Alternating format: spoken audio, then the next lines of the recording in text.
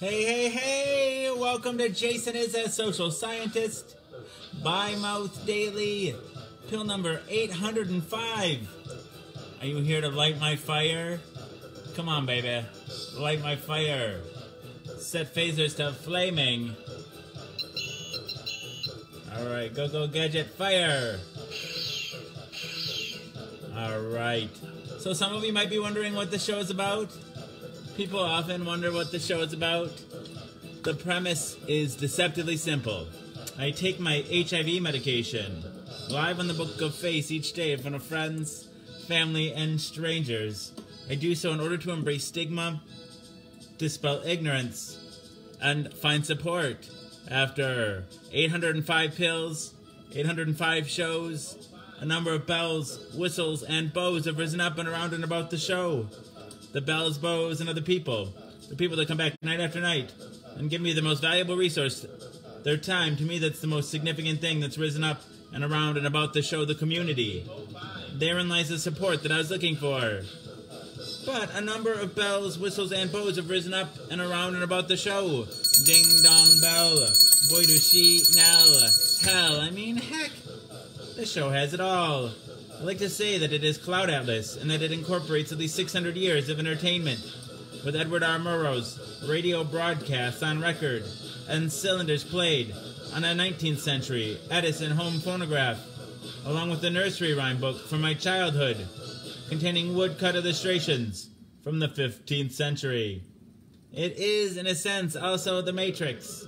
In a previous iteration of the show, I created something I call the Rainbow Tunnel, in which I harness the power of Grayskull and the Eye of Thundera, funneling them through a series of warp nacelles, creating a static warp bubble and a subsequent singularity, punching a hole through the fourth wall, across the multiverse, and into the source. The show now takes place in an echo chamber. The show now takes place in an echo chamber.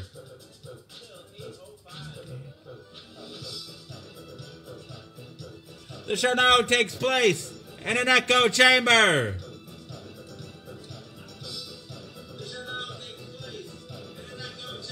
Created by me, that serves as a way station between our reality and the source. I don't expect lay people to fully understand, as this is advanced social science. Yeah, so the show is also like an old-timey variety show, Carol Burnett style, mixed with a merry melody of Looney Tunes and a measure of Mork and Mindy, a dash of Mr. Ed, and two doses of Alice in Wonderland, a helping of Hee Haw, heaps of Benny Hill, a hint of the Highlander, tons of the Twilight Zone, a tincture of Teen Wolf, ow, ow, ow, ow, an ounce of Oz, a cup of Creepshow and Castaway, a quarter of Quantum Leap and a gallon of Gilligan's Island. It's a 4-hour show and a 4-hour tour. Piles of Pee-wee's Playhouse, a pinch of Peter Pan, a pound of Popeye. I am what I am, a whole block of Mr. Rogers' Neighborhood, and a ration of the Rocky Horror Picture Show. I'm just a sweet transvestite from transsexual Transylvania. Ha ha. Come up to the lab, see what's on the slab. I can see you shiver with anticipation.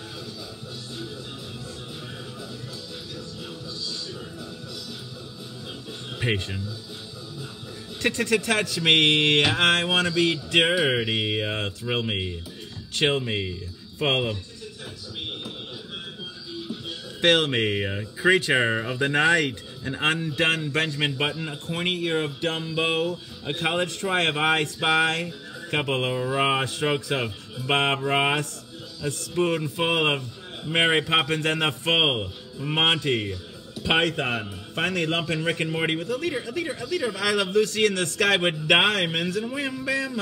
Thank you, ma'am. You've got the show. Everything is out of place and out of time here, including and especially me. Alice will always be pregnant.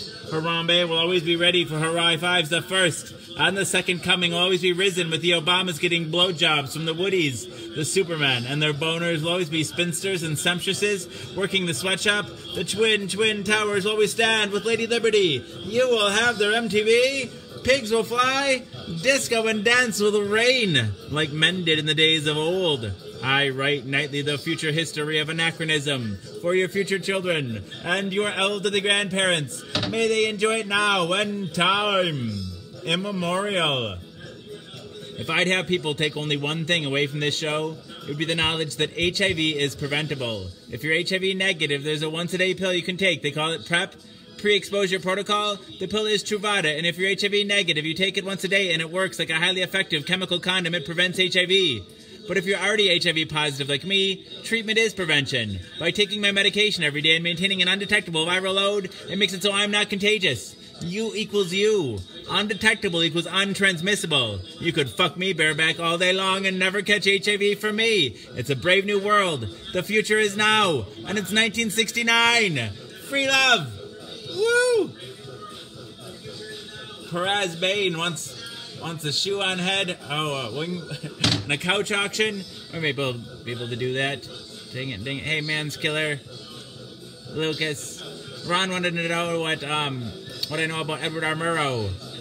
Well, he was a radio host. And eventually I think television too.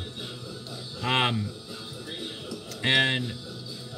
I think he's real famous for standing up to Joe McCarthy, right? I think. What do I know?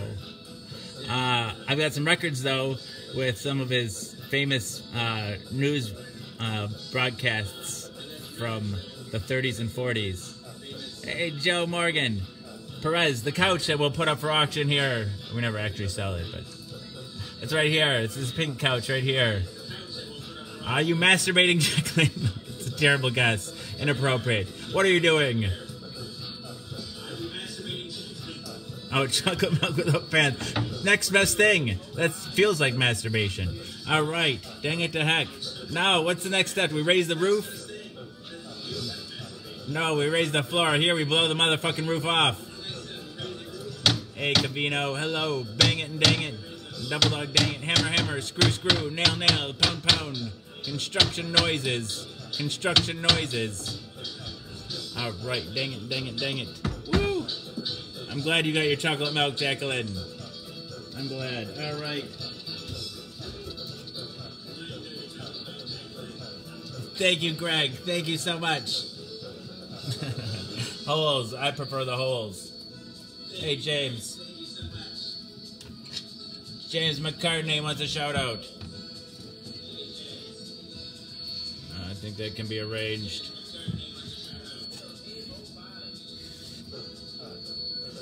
Getting some feedback developing.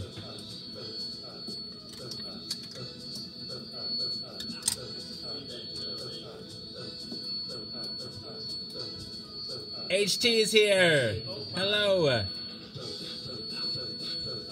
HT does some awesome work in New York. He has a sex party and offers sexual health clinics. I think you said you had 3 clinics in the New York area. And if someone is diagnosed with HIV, that provides a lot of support and gets some medical appointments and doctors and all that stuff. Dang it, dang it, dang it, dang it. Makes getting tested fun. Go to a sex club to get tested. That sounds like a blast.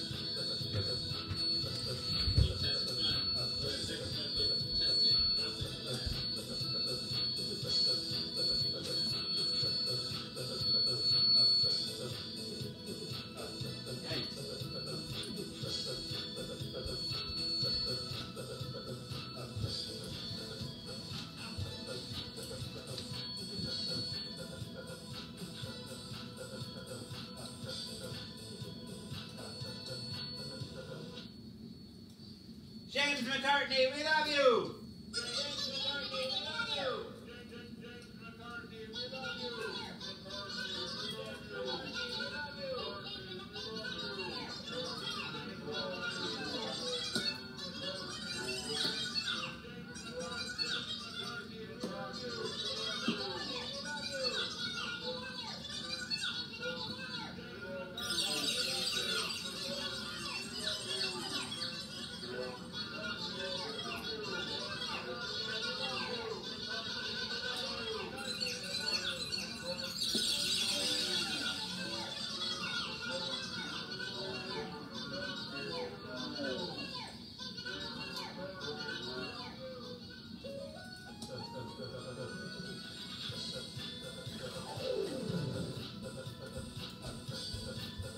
can't hear the you guys can't hear the feedback anymore. It's impossible.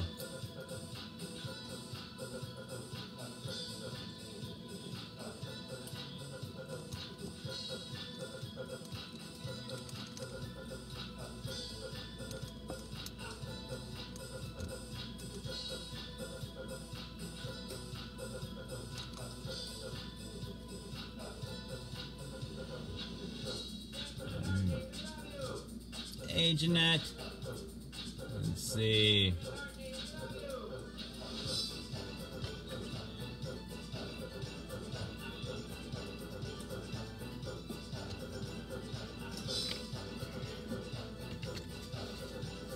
We gotta get the show built up. We gotta get everything set up, and then we'll do a dab. We gotta conserve, man. We gotta conserve.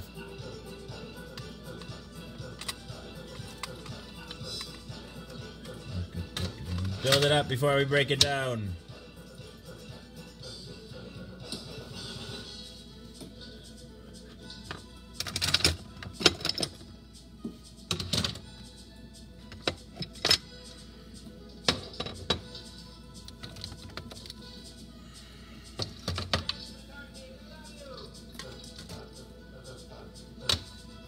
Dang it.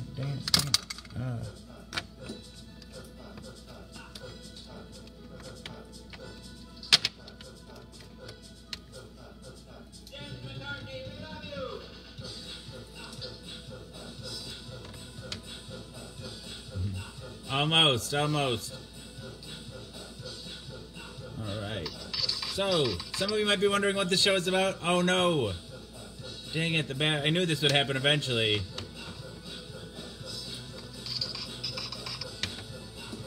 Dang it.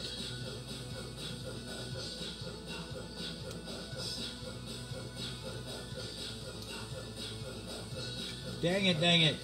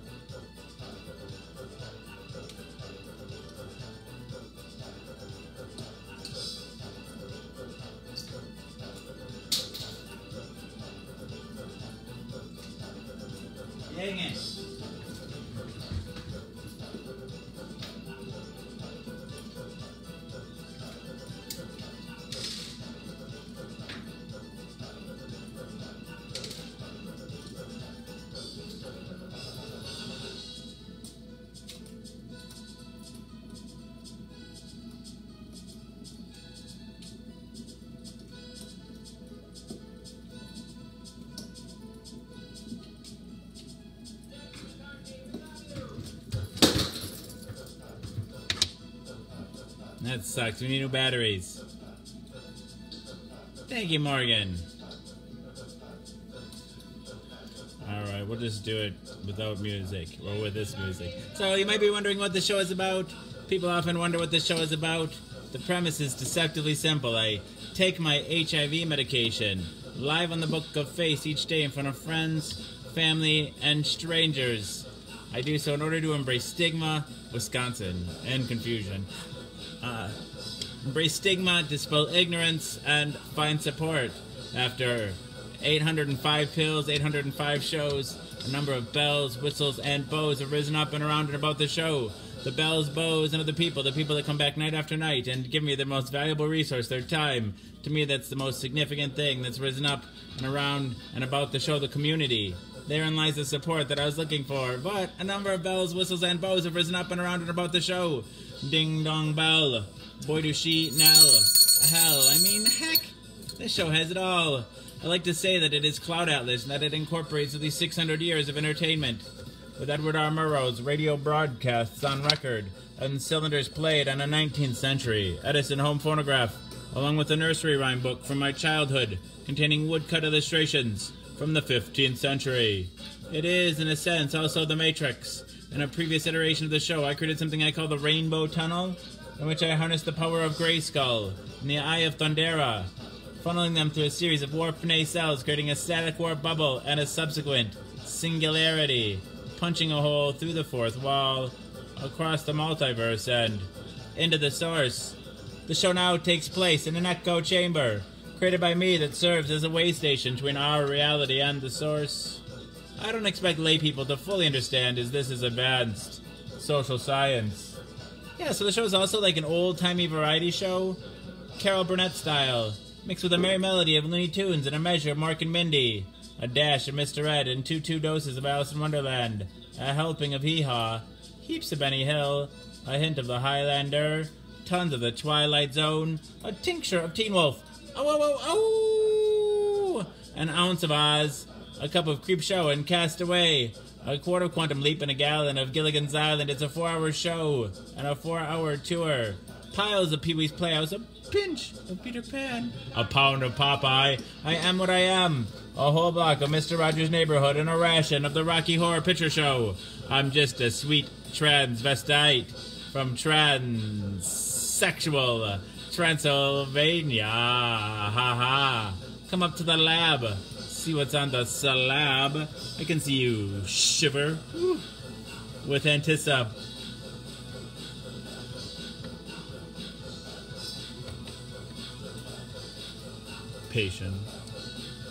Touch me. I wanna be dirty. Thrill me. Chill me. Full. Fill me. Creature of the night. An undone Benjamin Button. A corny ear of Dumbo. A college try of I Spy. A couple of raw strokes of Bob Ross. And a spoonful of Mary Poppins. Finally, and the full Monty Python. Finally lumping Rick and Morty with a liter of I Love Lucy in the Sky with diamonds, and wham bam. Thank you, ma'am. You got the show. Everything is out of place and out of time here, including and especially me. Alice will always be pregnant. Harambe will always be ready for her high fives. The first and the second coming will always be risen, with the Obamas getting blowjobs from the Woodies. The Supermen and their boners will always be spinsters and sumptuouses working the sweatshop. The Twin Towers will always stand with Lady Liberty. You will have their MTV. Pigs will fly. Disco and dance will reign, like men did in the days of old. I write nightly the future history of anachronism for your future children, and your elderly grandparents. May they enjoy it now and time immemorial. If I'd have people take only one thing away from this show, it would be the knowledge that HIV is preventable. If you're HIV negative, there's a once-a-day pill you can take. They call it PrEP, pre-exposure protocol. The pill is Truvada, and if you're HIV negative, you take it once a day, and it works like a highly effective chemical condom. It prevents HIV. But if you're already HIV positive like me, treatment is prevention. By taking my medication every day and maintaining an undetectable viral load, it makes it so I'm not contagious. U equals you. Undetectable equals untransmissible. You could fuck me bareback all day long and never catch HIV for me. It's a brave new world. The future is now, and it's 1969. Free love. Woo! Congrats on what? But thank you. Thank you very much. Dang it, dang it, dang it, dang it.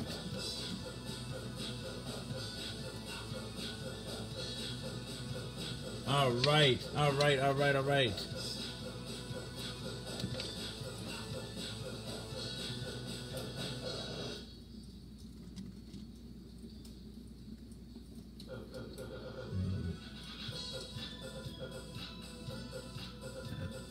Do you, Romeo?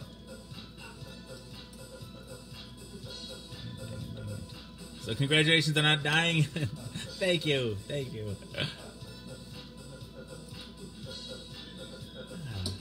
I'd say it's still a factor in my life, but making it work for me. Trying to, at least. Alright, dang it.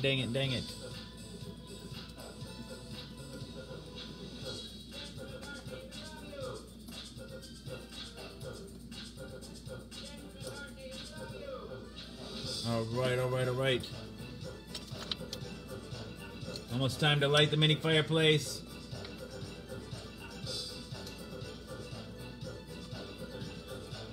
You bet, Joseph, you bet.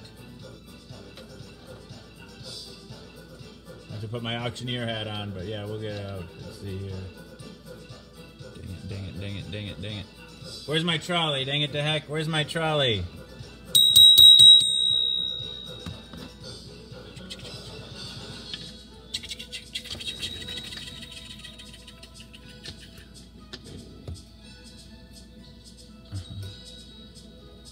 Personal question, sure. Hi, I'm Jason Sky. Dang it, dang it. I'm about to turn 40 years old. I'm married, I have 2 kids. I'm a registered nurse, but I haven't been working for a little while now.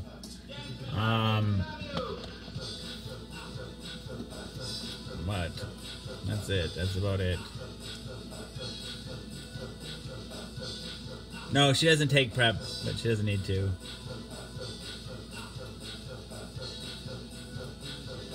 U equals U.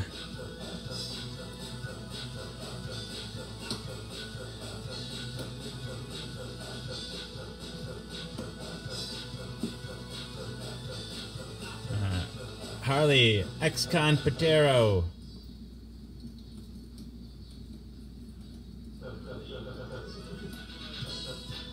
Whoa. Dang it, dang it, dang it. Hang on, Harley. All will be revealed. Hang on.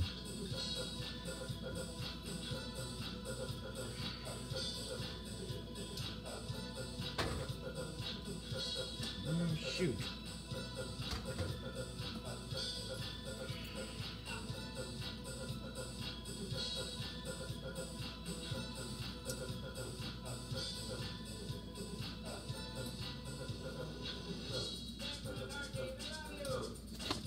Alright, time to light the mini fireplace.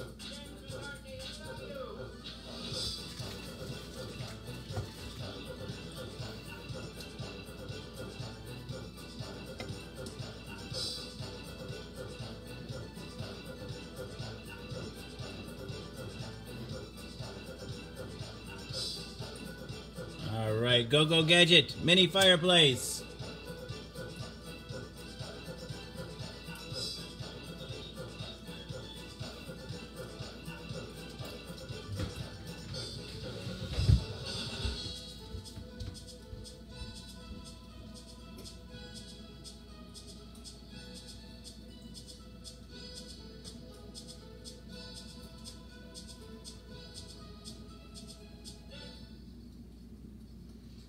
Harley, ex-con Patera, we love you!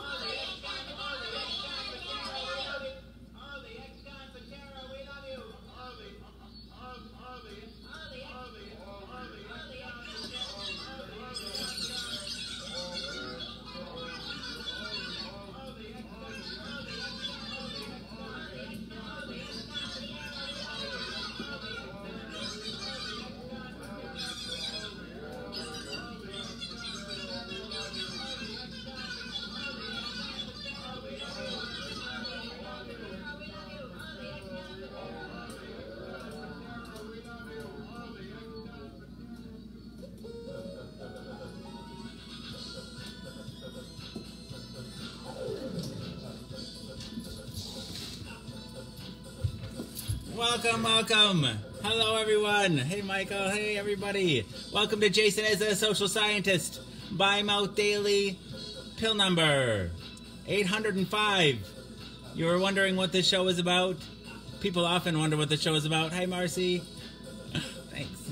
People often wonder what the show is about. The premise is deceptively simple. Hi, Kelly.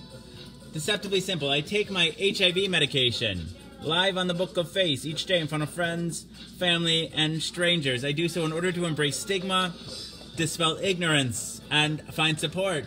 After 805 pills, 805 shows, a number of bells, whistles, and bows have risen up and around and about the show.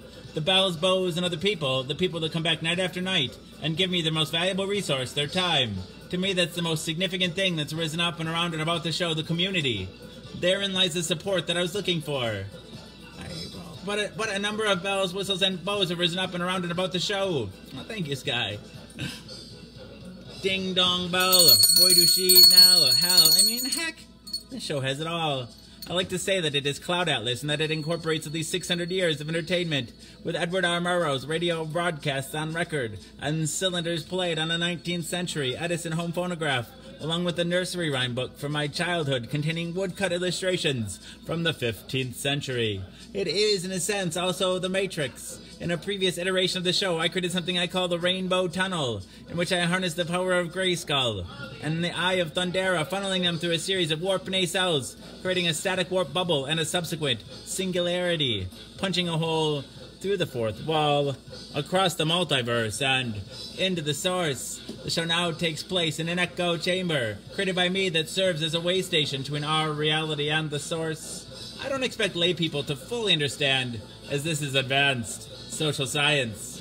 Yeah, so the show is also like an old-timey variety show, Carol Burnett style, mixed with a merry melody of Looney Tunes and a measure of Mark and Mindy, a dash of Mr. Ed, and two doses of Alice in Wonderland, a helping of Hee Haw, heaps of Benny Hill, a hint of the Highlander, tons of the Twilight Zone, a tincture of Teen Wolf, an ounce of Oz, a cup of Creep Show and Cast Away, a quart of Quantum Leap, and a gallon of Gilligan's Island. It's a 4-hour show and a 4-hour tour.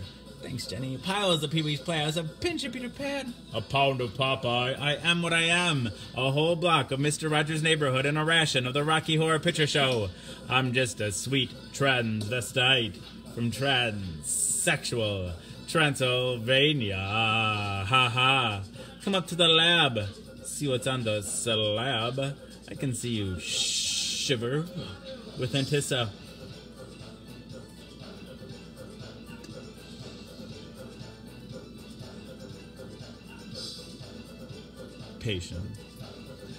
Touch me. I want to be dirty. Thrill me. Chill me. Fill me. Creature of the night, an undone Benjamin Button, a corny ear of Dumbo, a college try of I Spy, a couple of raw strokes of Bob Ross, a spoonful of Mary Poppins, and the full Monty Python. Finally lump in Rick and Morty with a liter of I Love Lucy in the Sky with diamonds, and wham bam. Thank you, ma'am. You've got the show. Everything is out of place and out of time here, including and especially me. That's awesome. Alice will always be pregnant. Harambe will always be ready for her high fives the first. On the second coming will always be risen, with the Obamas getting blowjobs from the Woodies, the Supermen, and their boners will always be spinsters and seamstresses working the sweatshop. The twin towers will always stand with Lady Liberty. You will have their MTV. Pigs will fly. Disco and dance will reign, like men did in the days of old. I write nightly the future history of anachronism for your future children and your elderly grandparents. May they enjoy it now and time immemorial. Maybe someday, Sky. If called upon, I would serve. If I'd have people take only one thing away from this show, it would be the knowledge that HIV is preventable. If you're HIV negative, there's a once-a-day pill you can take. They call it PrEP, pre-exposure protocol. The pill is Truvada, and if you're HIV negative, you take it once a day, and it works like a highly effective chemical condom. It prevents HIV. But if you're already HIV positive like me, treatment is prevention. By taking my medication every day and maintaining an undetectable viral load, it makes it so I'm not contagious. U equals you. Undetectable equals untransmissible. You could fuck me bareback all day long and never catch HIV from me. It's a brave new world. The future is now. And it's 1969. Free love. Woo. Sorry you're having a hard time, Jeanette.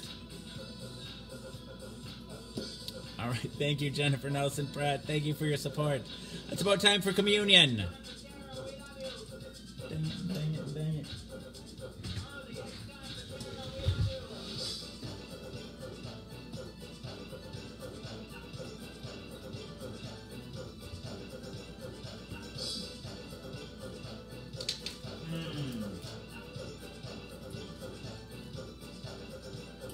Maybe Vermin Supreme, maybe? Who knows? I don't know.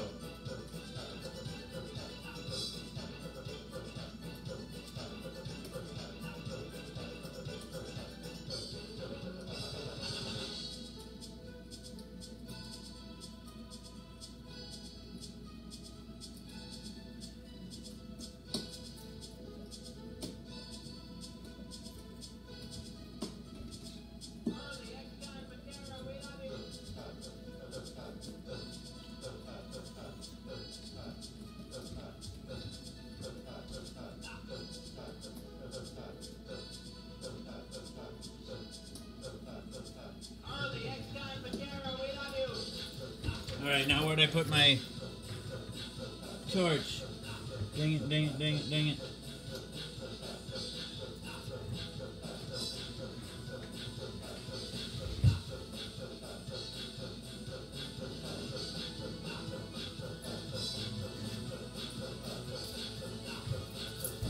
Who said anything about loving Obama so much? No, the show's called By Mouth Daily. It's called By Mouth Daily. This is punny, right? I take the pill prescribed by mouth daily, but also you get to hear from by mouth on the daily. All right. Go Gadget.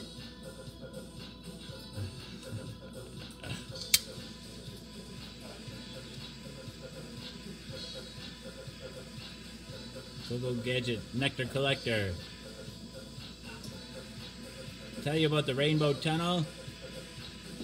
Well, that's you go and the different iteration of the show. Before I was up on top of the cupboards, I used to film the show, and I'd have the camera facing the TV, and it would create this like tunnel effect, right? And when I turn on the acid effect on Facebook, it would make a rainbow tunnel. Like, it's hard to describe. You just have to look. Thank you, Kelly. Hello, person from Thailand. I can't pronounce your name, or I can't read your name. Hello.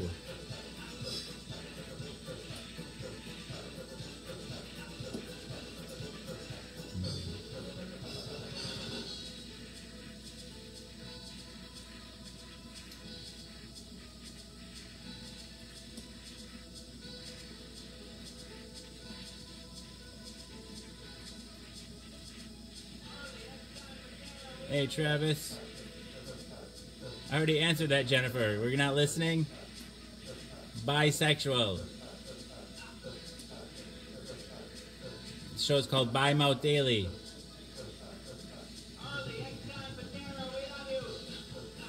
Dang it. I think so, Jennifer. I like to say we're all bi. Everyone's bi if you catch them on the right day.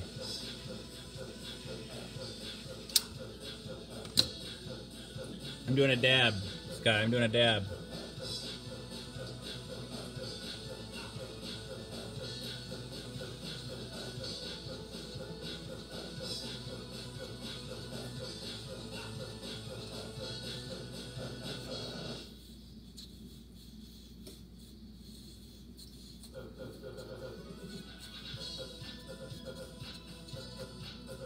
Hi, Bruce.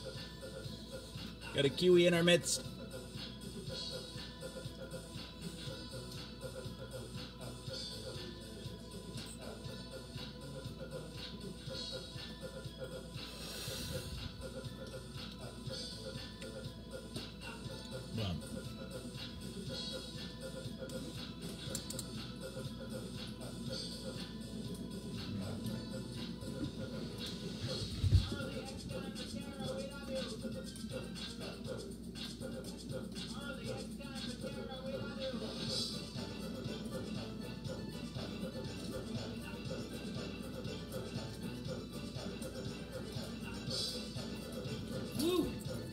Right.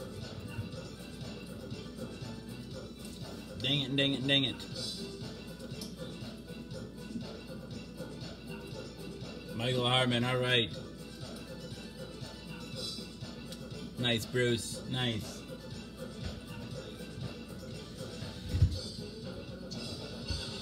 Oh, well, thank you. Thank you, person from Thailand. Hey, Brandon.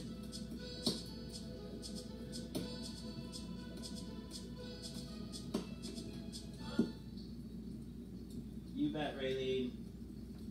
Michael Harmon, we love you. Michael Harmon, we love you. Michael Harmon, we love you.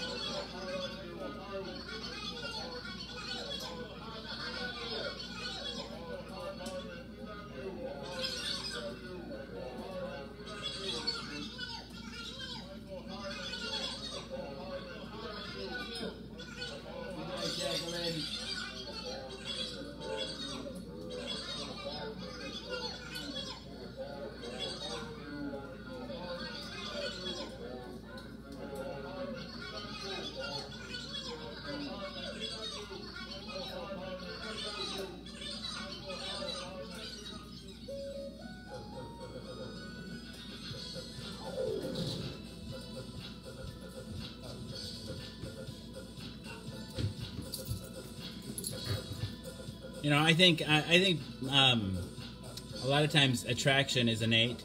People are born being attracted to certain things. Some people and but I think aversion is learned though. Like no one comes out of their mother. "Ow, I hate vagina," like Jacqueline says, or "Ew, I hate penis," like other people say. Like I think, those are things that we learn later on.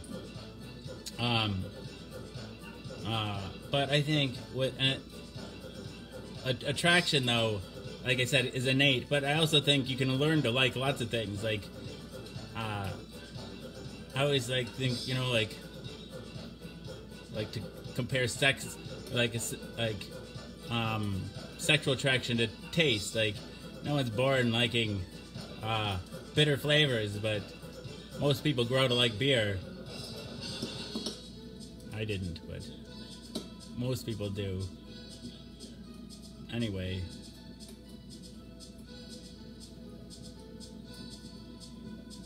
Right, and I think, and I think most people, like, given the certain circumstances, we all could learn to like things. I think I did miss it, Joseph. But sexuality is a spectrum, and I think that the person that that's way at one end of the extreme or the other is rare.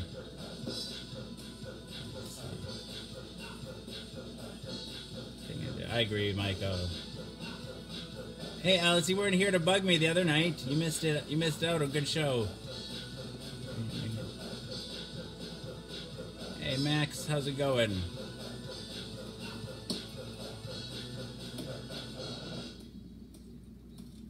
Thanks, Alexandra.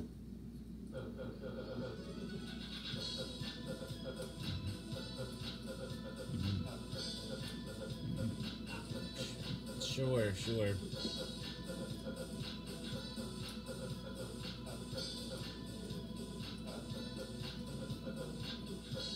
Thanks, Max. Communion. Hey, what happened to the echo chamber here? Hey, Donna.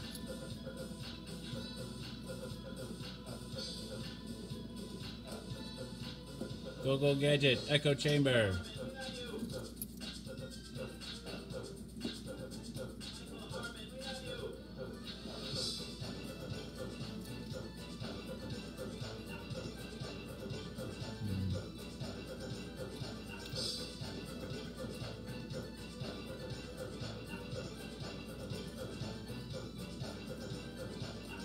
The U.S. is looking still. What about alien tech?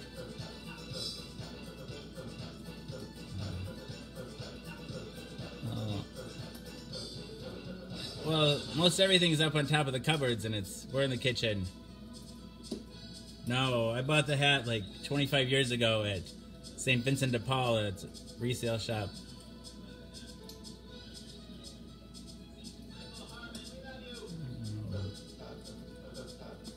I'm eccentric. I think I only grew like this recently. I was a pretty normal guy for a while, for the first 35 years.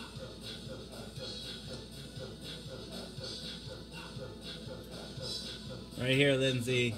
There's the couch.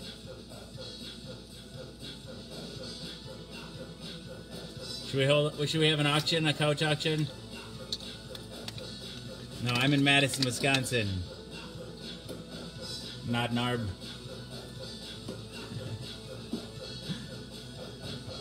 I was like 15. I was like 15 when I got this hat. People from high school come on the show and be like, "Oh, I remember that hat."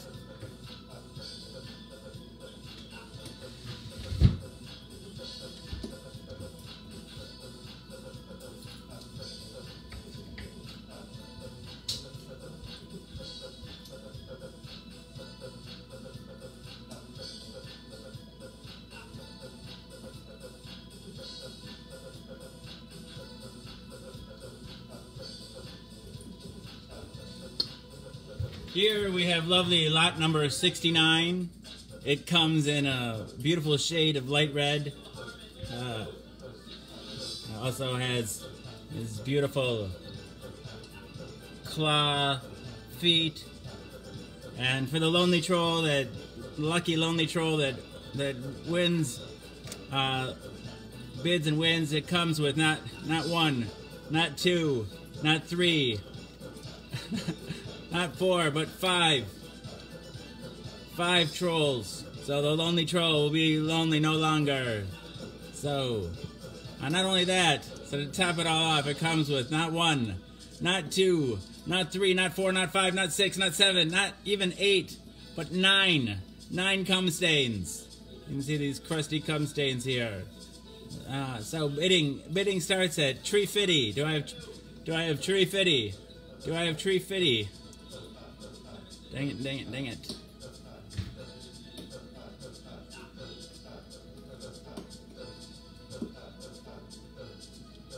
Tree Fitty, do I have Tree Fitty? Alright, I have Tree Fitty, do I have 420, 420? There's Laura.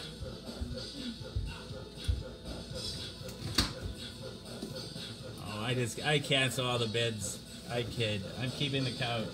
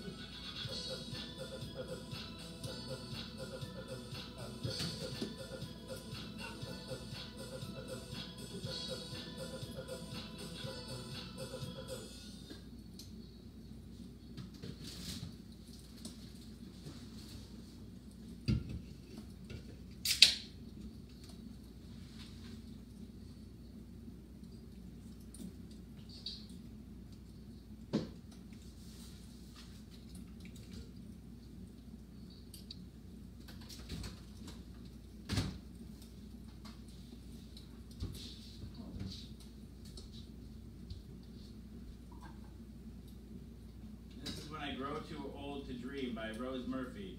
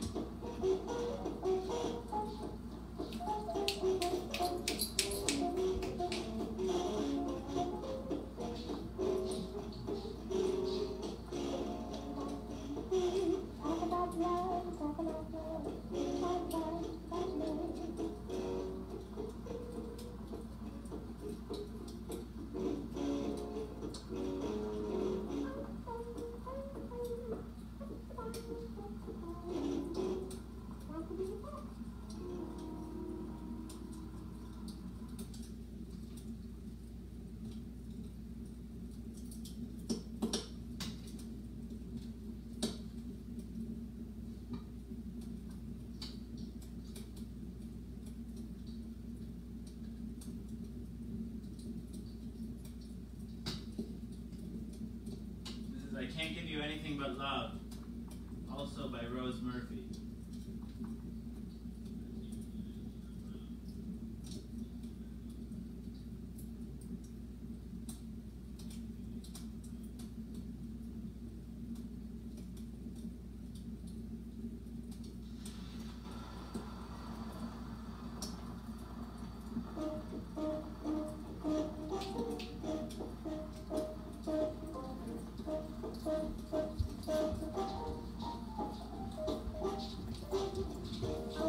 Give you anything but Chi-Chi, the Chi-Chi girl.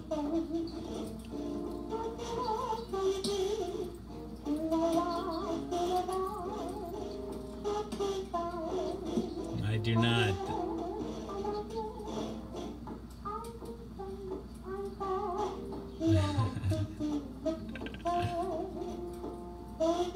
Yay for pussy.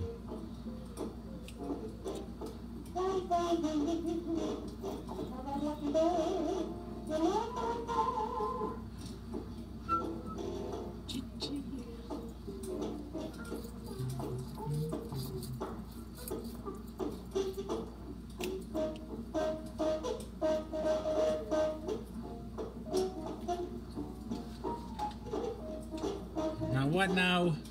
I haven't heard anything on the news about all the conspiracy theories proven right.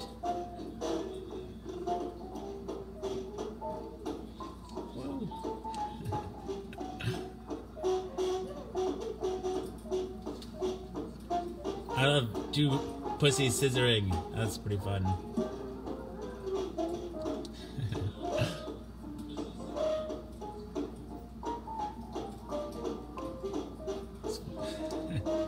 I said it's fun to put your hand in a pair of scissors and not get cut.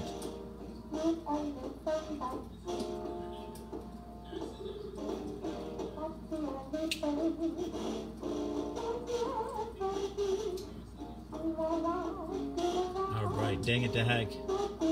Words of the day, sorry Raylene.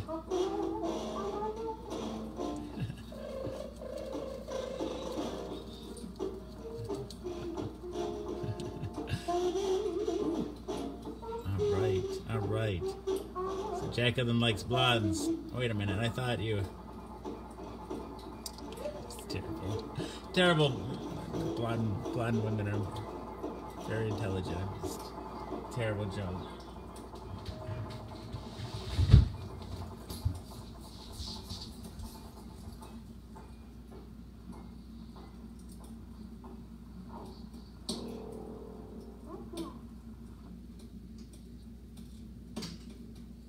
Love always. It's going to be hard to beat those yesterday's words, but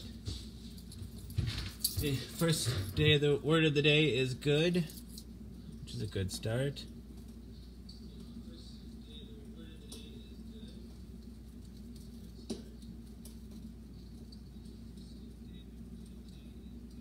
All right.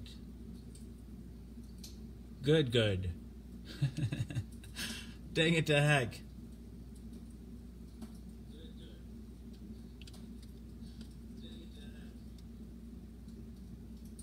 Good.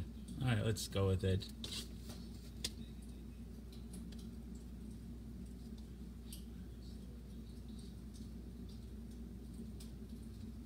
Good.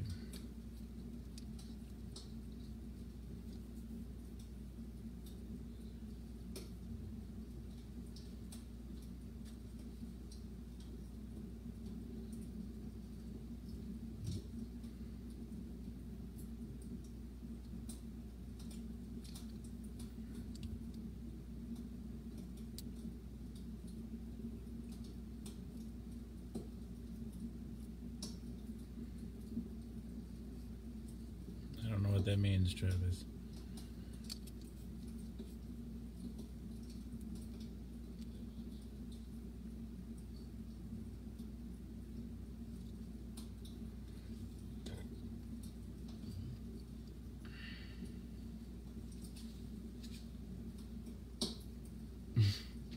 What? All right, Jacqueline. Sounds like a good time.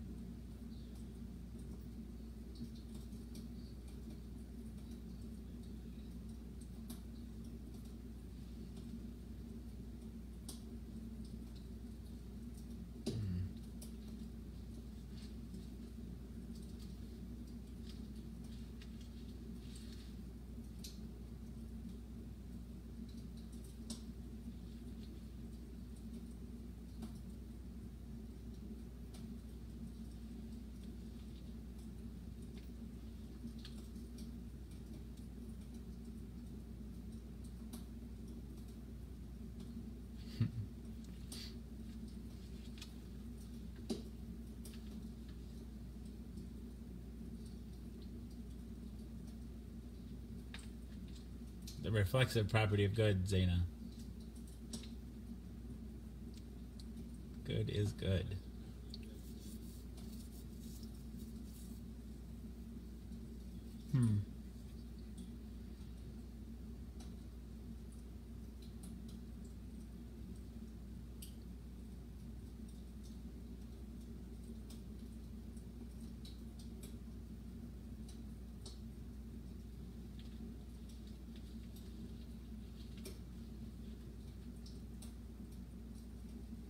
So what they say? What they say about aliens and what now?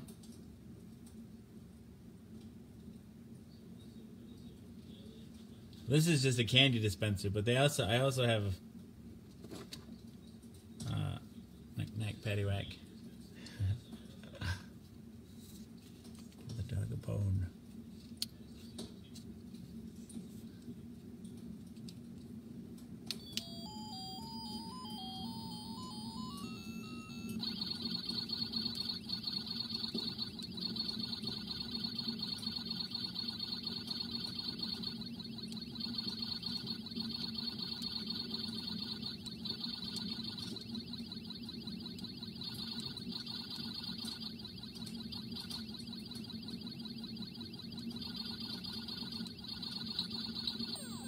Oops.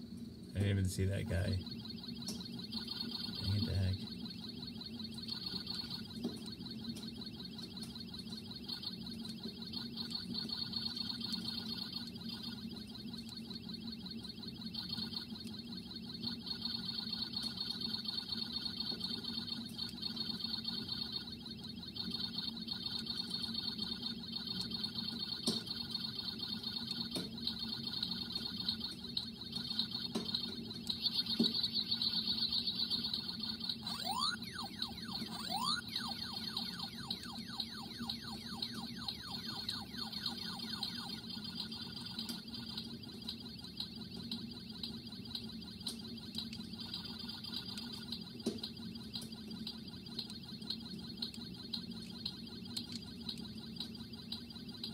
That was a close one.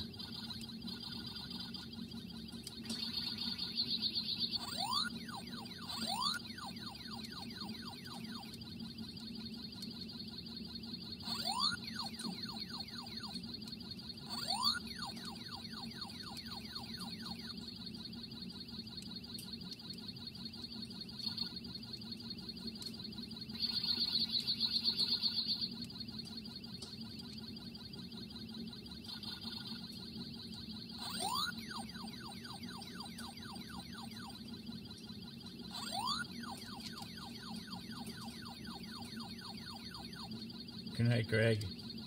Thanks for hanging out.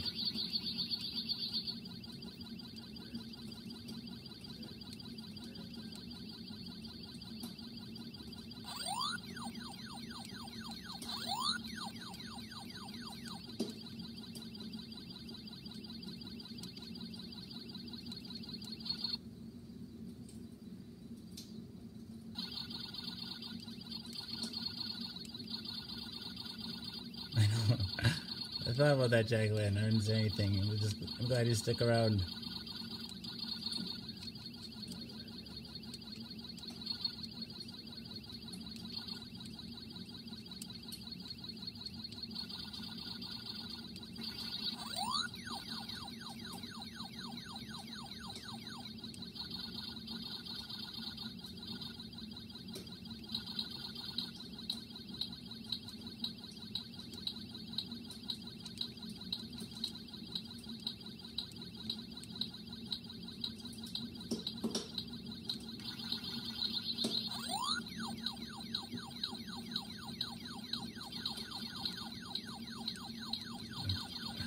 A web of photons and glass. You can't leave.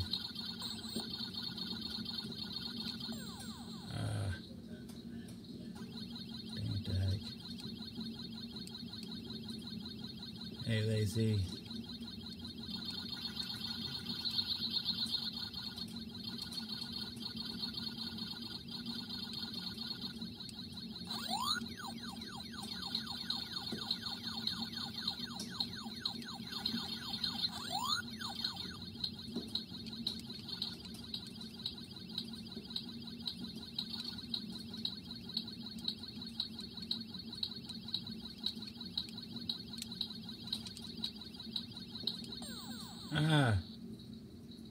Dang it.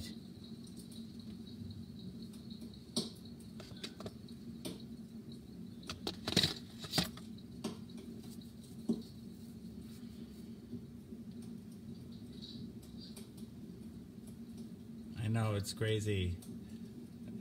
It's crazy it can make it so tiny. The screen's so tiny. I just like, the future is now. Dang it to heck.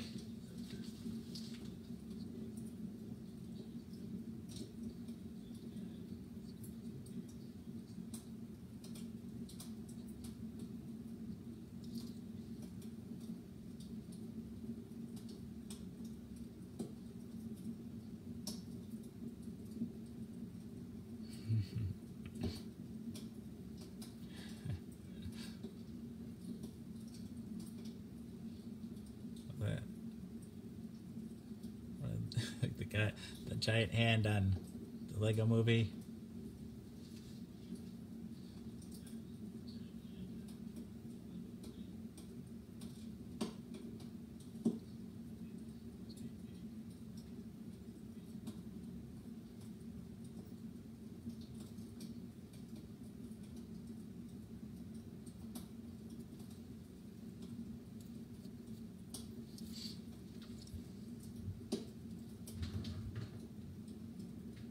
Hanging in there.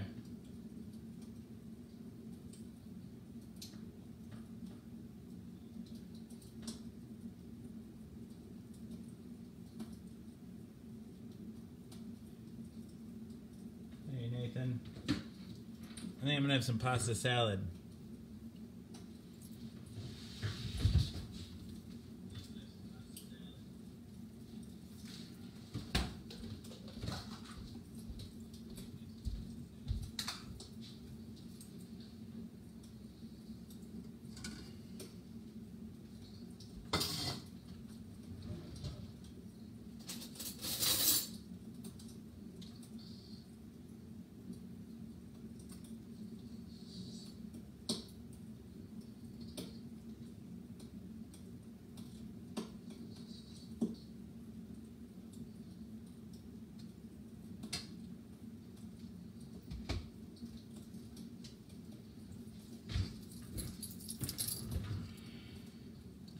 Well, I bought this at the grocery store.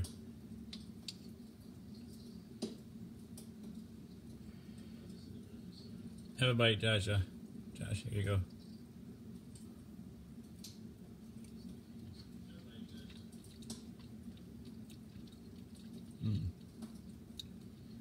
Oh, I love ribeyes, especially on the grill.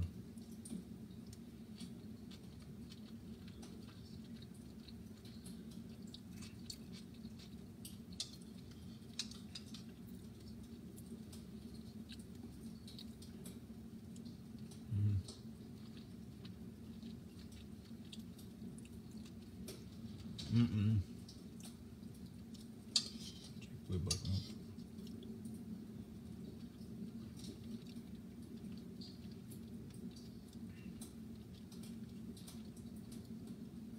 I need A1 sauce on my ribeyes.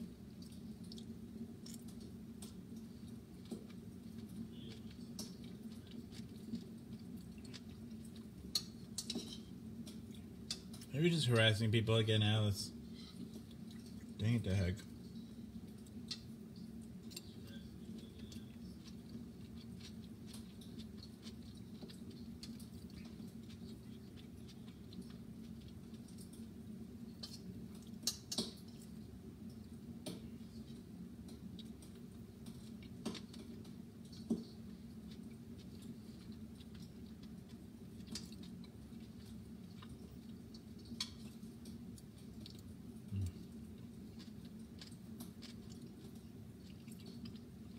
Color me skeptical. Nice bright shade of skeptical.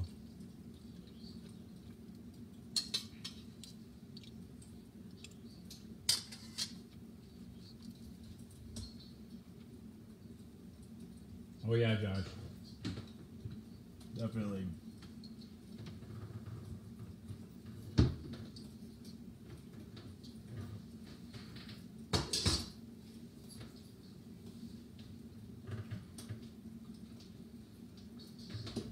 I know how to cook steak. I'm good at it.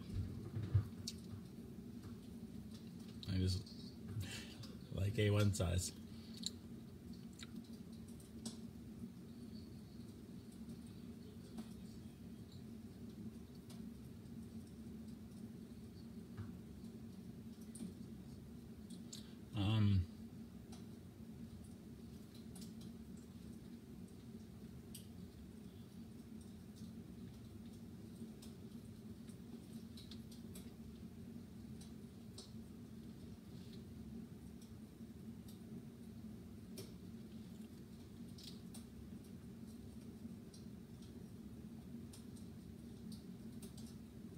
I can grill a mean steak, actually.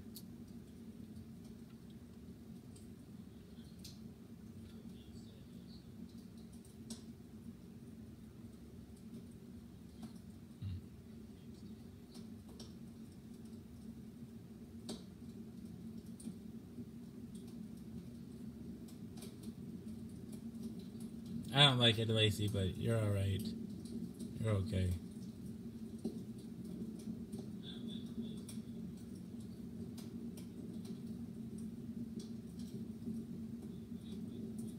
Same kind as every night, John.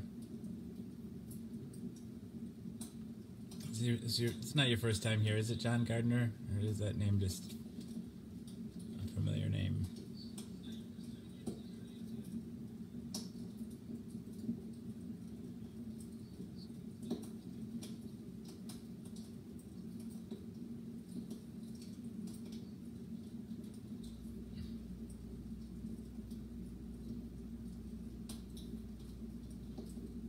Butter, yeah, put some butter on there.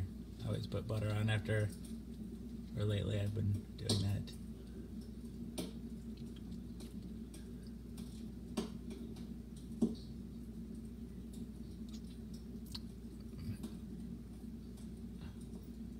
No, nothing good.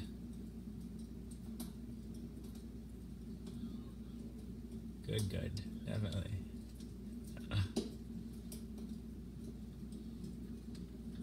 The words are good.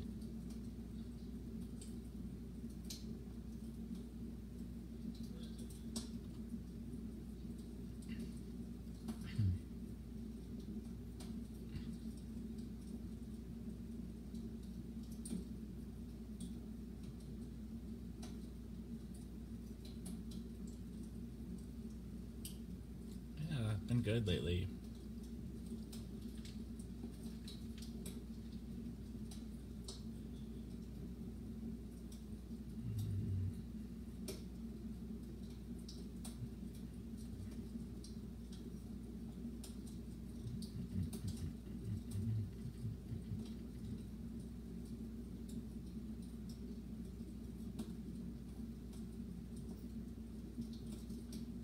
Good is, but yeah, I guess good is also.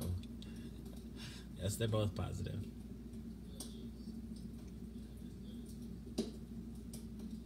No, I haven't seen Niffer.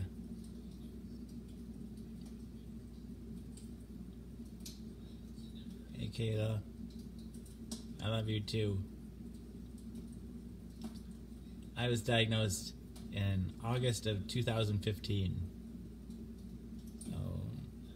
Not quite 3.5 years, something like that. Not quite 4 years. What about my medicine?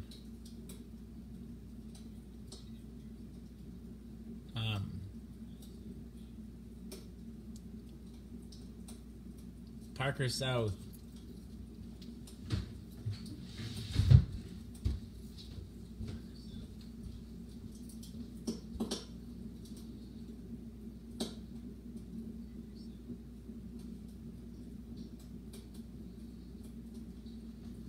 Parker South, we love you.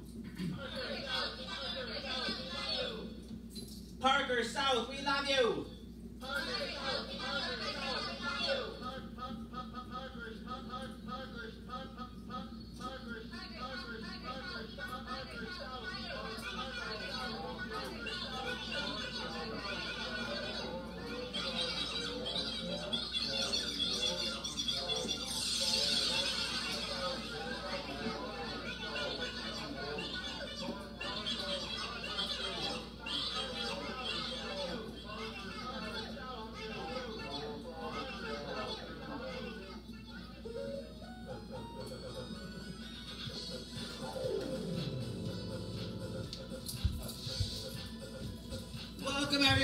welcome Parker to Jason is a Social Scientist by Mouth Daily. Pill number 805. God, I'm glad you're pleased. So, you were wondering what the show is about? People often wonder what the show is about. The premise is deceptively simple. I take my HIV medication live on the Book of Face each day in front of friends, family, and strangers. I do so in order to embrace stigma, dispel ignorance, and find support. After 805 pills, 805 shows, a number of bells, whistles, and bows have risen up and around and about the show. The bells, bows, and other people, the people that come back night after night and give me their most valuable resource, their time. To me, that's the most significant thing that's risen up and around and about the show, the community. Therein lies the support that I was looking for. But a number of bells, whistles, and bows have risen up and around and about the show. Ding dong bell, boy do she eat Nell. Hell, I mean, heck, this show has it all. I like to say that it is Cloud Atlas and that it incorporates at least 600 years of entertainment, with Edward R. Murrow's radio broadcasts on record and cylinders played on a 19th century Edison home phonograph, along with the nursery rhyme book from my childhood containing woodcut illustrations from the 15th century. I love you too, Jacqueline.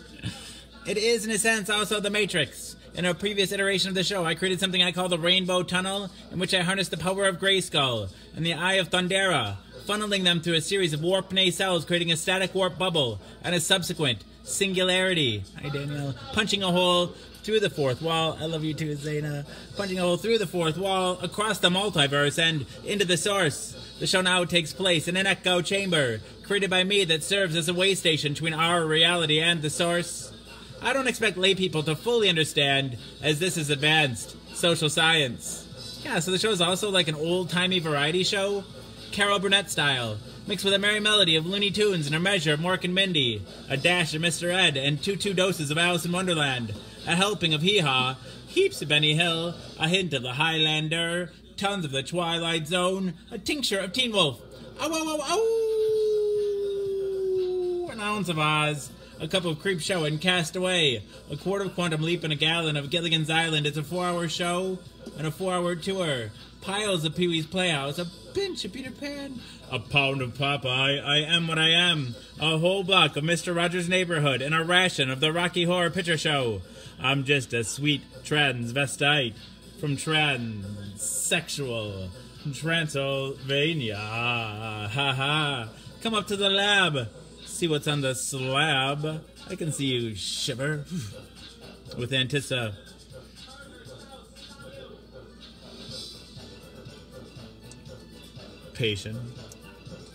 Touch me. I want to be dirty. Thrill me. Chill me. Full. Fill me. Creature of the night. An undone Benjamin Button. A corny ear of Dumbo. A college try of I Spy, a couple of raw strokes of Bob Ross, a spoonful of Mary Poppins and the Full Monty Python. Finally, lump in Rick and Morty with a liter of I Love Lucy in the Sky with diamonds, and wham bam. Thank you, ma'am. You've got the show. Everything is out of place and out of time here, including and especially me. Alice will always be pregnant. Harambe will always be ready for her high fives, the first and the second coming. Will always be risen with the Obamas getting blowjobs from the Woodies, the Supermen, and their boners will always be spinsters and sumptuouses working the sweatshop. The twin towers will always stand with Lady Liberty. You will have their MTV. Pigs will fly. Disco and dance will reign, like men did in the days of old. I write nightly the future history of anachronism for your future children and your elderly grandparents. May they enjoy it now and time immemorial. If I'd have people take only one thing away from this show, it would be the knowledge that HIV is preventable. If you're HIV negative, there's a once-a-day pill you can take. They call it PrEP, pre-exposure protocol. The pill is Truvada, and if you're HIV negative, you take it once a day, and it works like a highly effective chemical condom. It prevents HIV.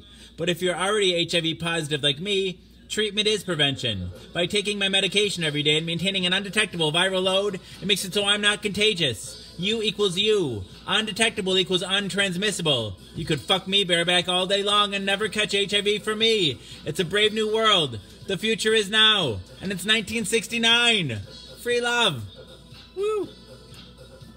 That's the show in a fairly large nutshell. I've got something in my teeth.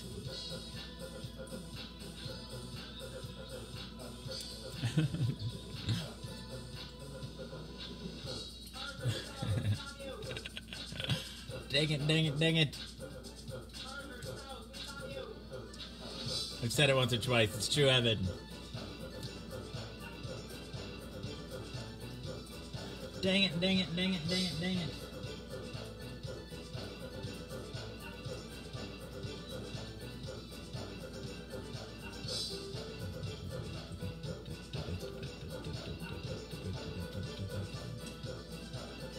I tell everybody.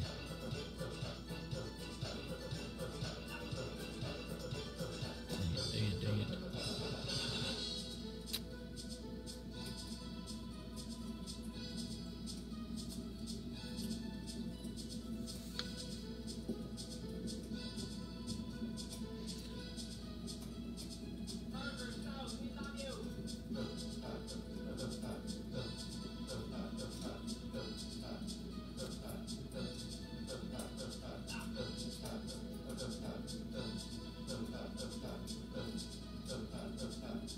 Thanks, Donna. What am I about to do now? Just chill like a villain, I guess. Chilling like a villain.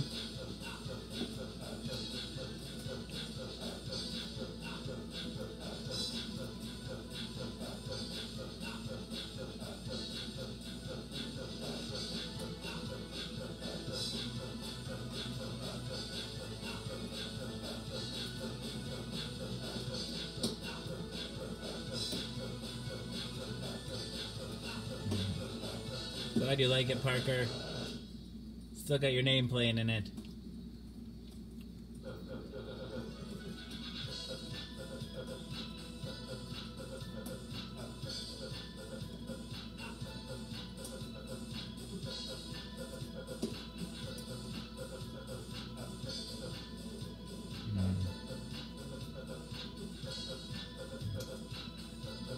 Thanks, Marco.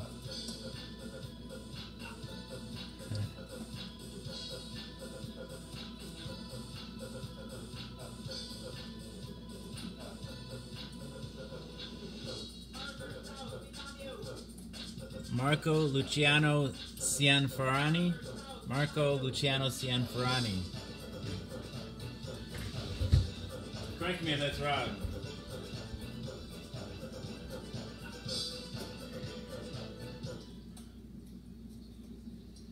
Marco Luciano Cianfrani, we love you!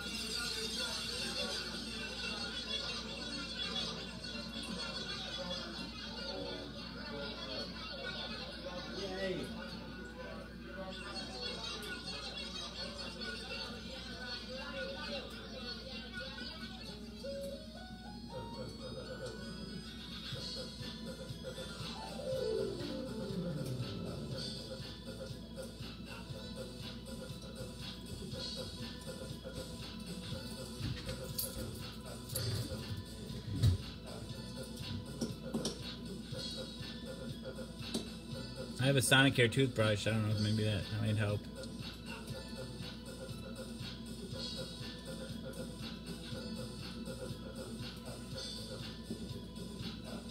Yay, Marco! Not good advice, Lisa. This poor advice.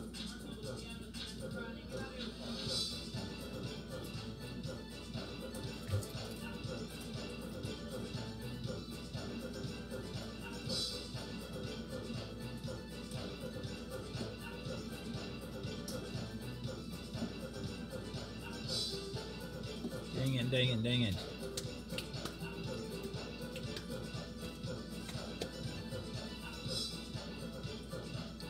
Shucks.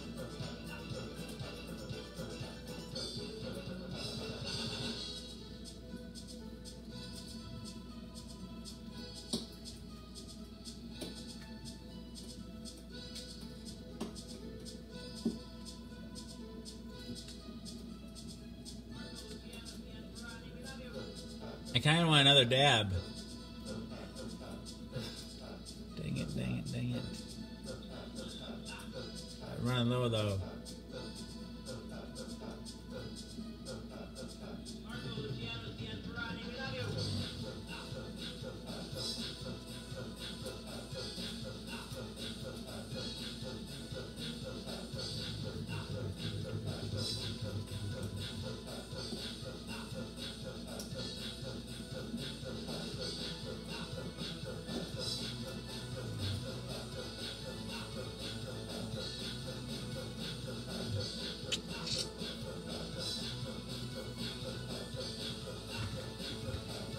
Dab, beat.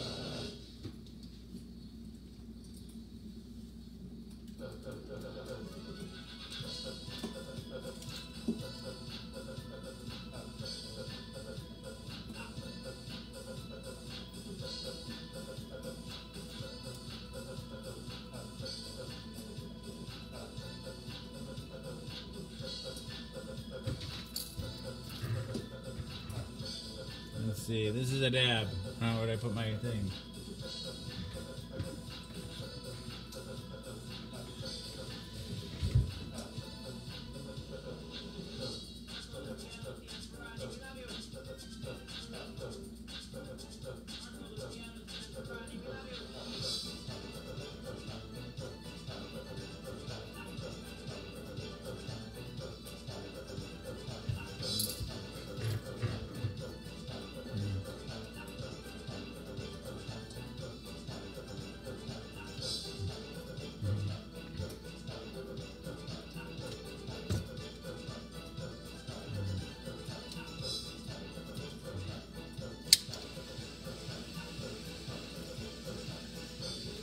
Oh, I just bring it up on bring the page up on Facebook and dang it, dang it, dang it. Oh, these are staged dabs, of course.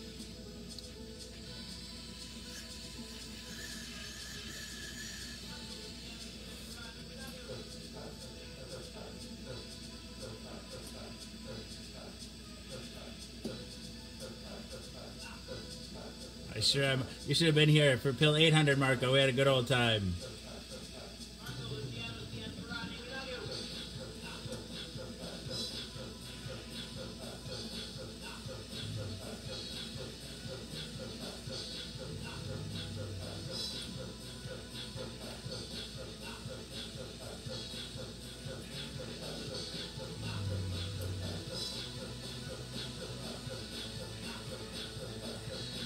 I tripped my balls off during Pill 800 with my friend. It was a lot of fun.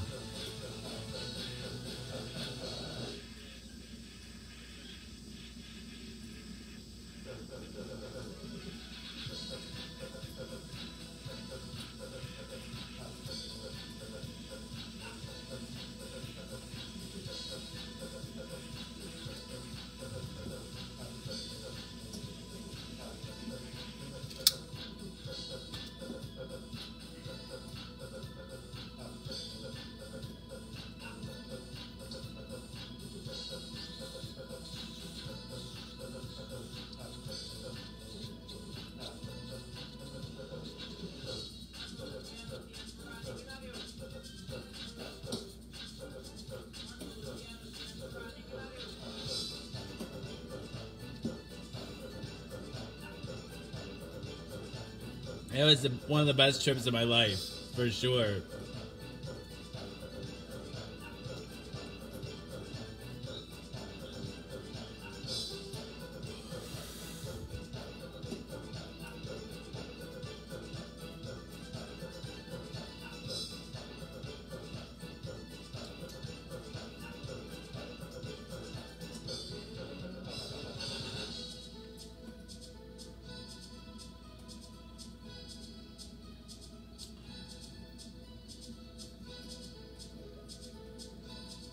The trip was a gift, and I got a whole bunch of gifts that night.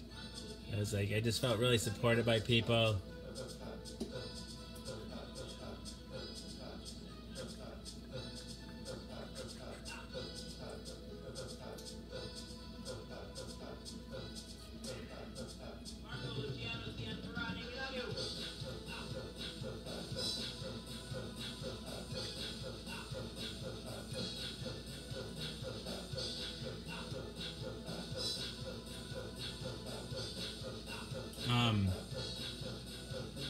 I guess I'll answer Alice's question.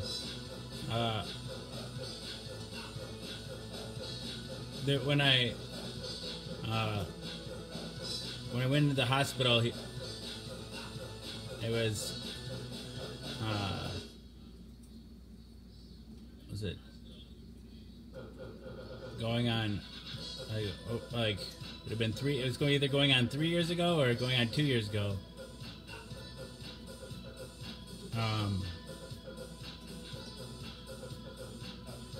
I don't know. So, but it was right. It was the day before my birthday, and I was in a rough spot, right? And somebody was worried enough that they called the police, and the police forced me to go get checked out at the hospital. And if I wouldn't have gone in voluntarily, they would have did a forced thing or whatever. But anyway, I forgot to bring my medicine when I went out to the ambulance, so I didn't have my pills, and I could end up not. It just I couldn't get my pills for like 4 days, and since I was due for a viral load anyway, so I'm like, I had the pills the night before. My lab was drawn. I'm like, oh, I'll just wait till tomorrow. I just want to see if 4 days without a pill, if I'll have any sort of detectable viral load. And my viral load was 100, which is still not infectious.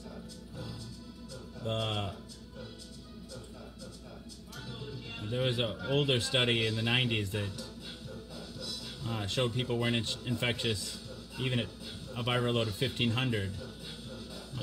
And internationally, the standard for undetectable is anything below 200, whatever, viral particles or whatever per drop of blood, I don't know. And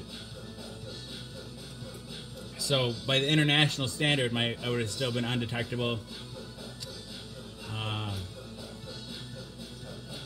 More in developed countries, they have more precise testing that can detect a viral load down to 20. Anything below 20 is undetectable. So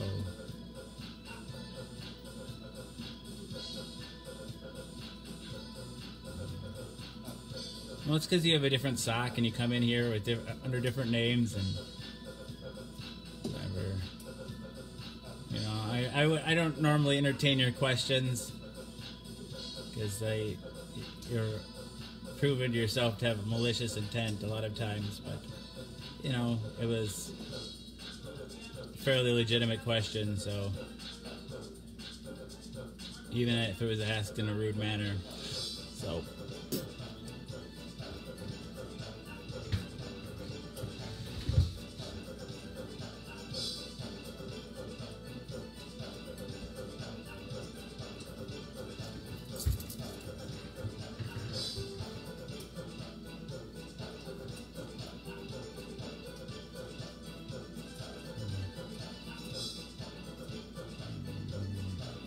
she's just here to be mean a lot of times. You know, I don't trust her. Is it ever too late to start the pill? No, you can start at any time. I can tell you die, really. Like, people come back from the brink of death. Like what HIV does in the, you know, it has more than one effect, but its main effect is like to infect these. They measure the my CD4 count, which is CD4 cells are like they're a type of T cell, right? I think they're a type of white blood cell that fight infection, and your body's always making them, and it produces a lot more when you get sick. It produces them specifically to fight an infection, but HIV infects those cells and uses them to produce more HIV, and so your body's always having to produce these white blood cells, and eventually your body just like poops out. It can't produce anymore, and your CD4 count will get down to Yeah, anything below 200 is considered AIDS, right? It's like late stage HIV. But if you, well, anything, anything below 200, and that your body doesn't have enough of them to like fight the whatever it is, common infections, and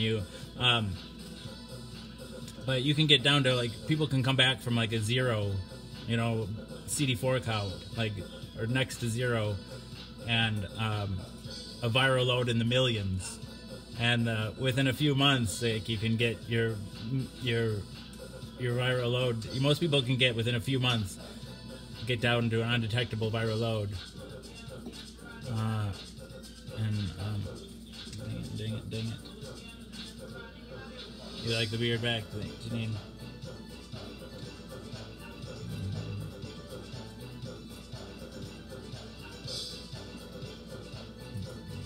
Yeah, the meds are really effective. They just that when anytime you're like below us, your CD4 count gets that low, you're one illness away from death, right? Pneumonia could kill you. CMV is a common killer for people with AIDS, which makes sense. Even when I had a healthy CD4 count, I got sick with CMV, and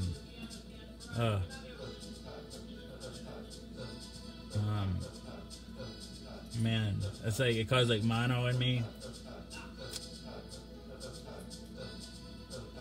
The antiretrovirals, they do. It's how common is death in HIV with meds? People with HIV that receive treatment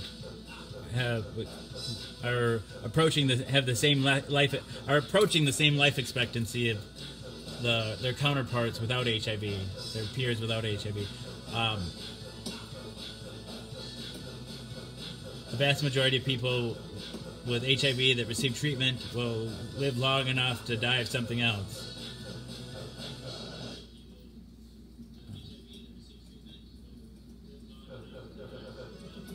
But there's for whatever reason, it's difficult for some people to access treatment, either because socioeconomic reasons or psychosocial reasons, or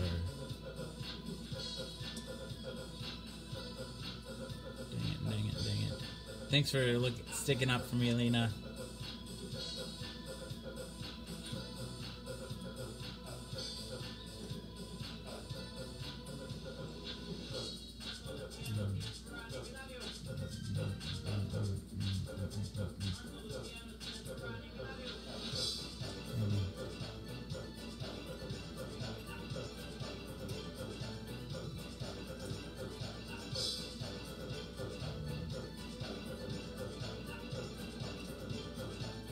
I know you're a mean-spirited troll. I know that much. All right, dang it to heck. Hey, Reese.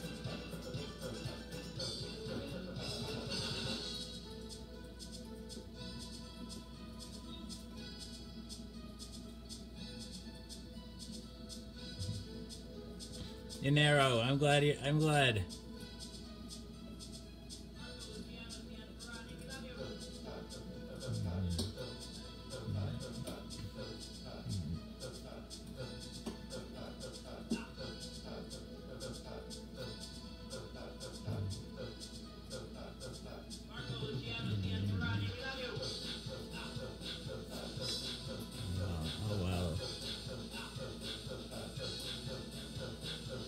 Favorite cereal. Hey, Jeff Rosen. I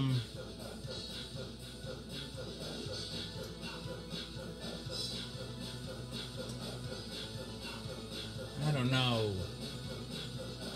She's actually been kind of alright, but it's just like this tone, right? It's just like this underlying.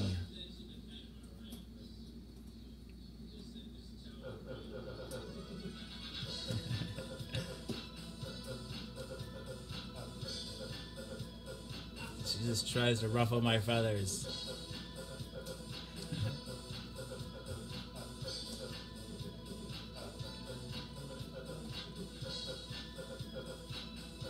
Lucky Charms is pretty good.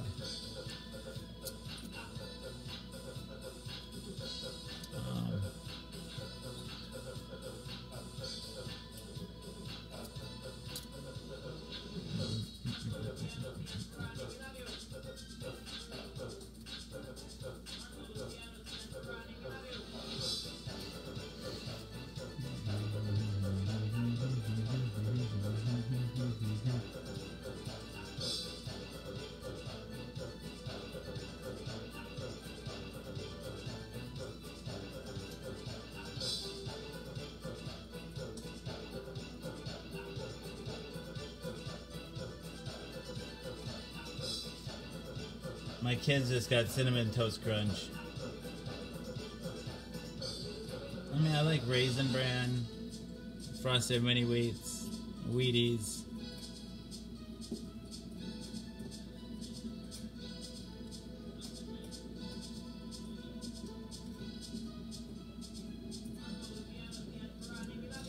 Reese Tyler Potson, thank you for being here.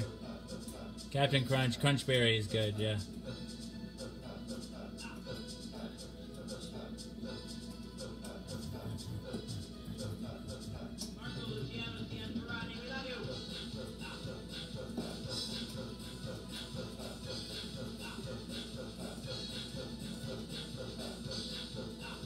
I got rid of the tree and put the sewing machine back.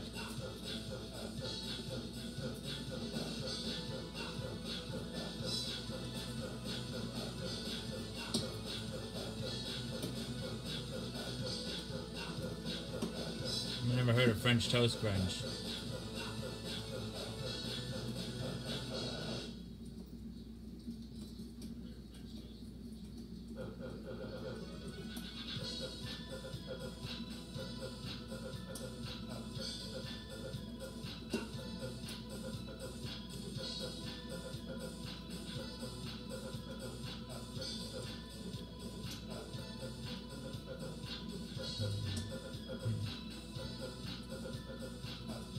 Kids love it.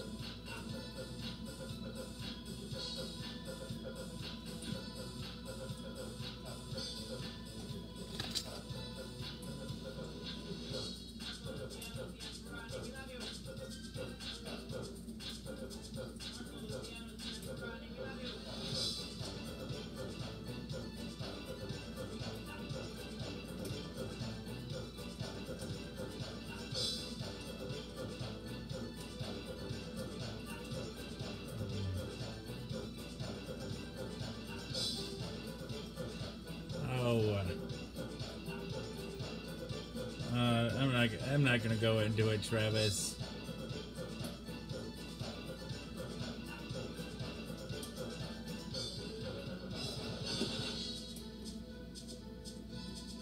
Dang it.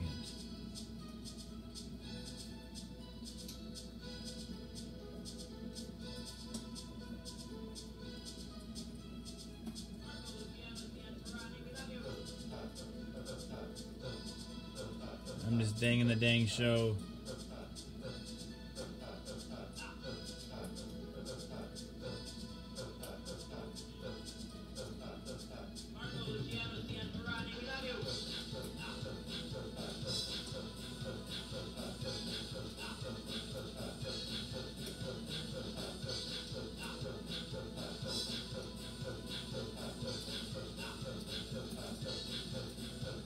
Coolies is here. Hello.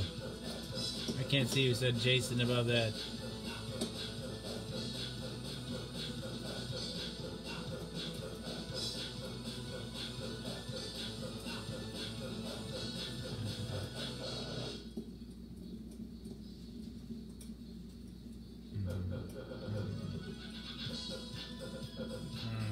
I think it's hot. Donna, what's your problem?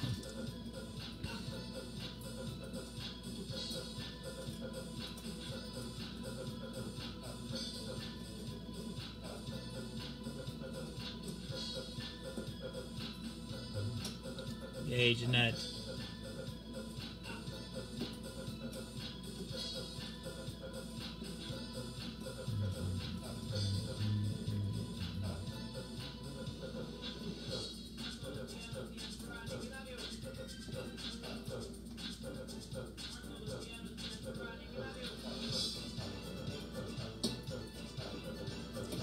Never been a big football fan.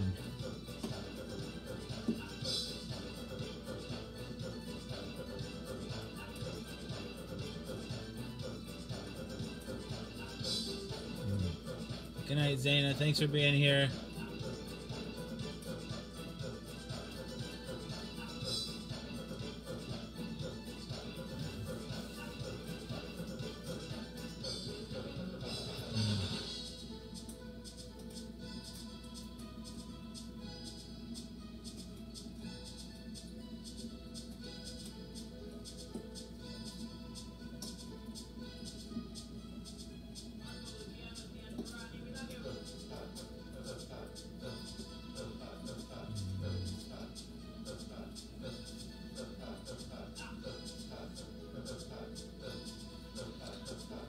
My mom was a big football fan.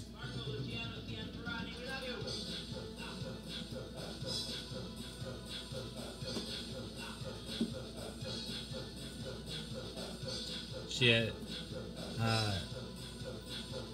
had season tickets to the Packers from her parents for her 18th birthday. My sister still has them. I should see about getting tickets to a game. So you guys want to go take Jason as a social scientist live, the football game edition? You guys like that?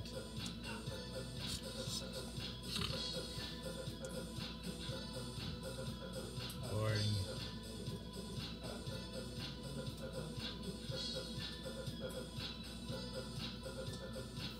Oh, I love you, Sonia. Thank you.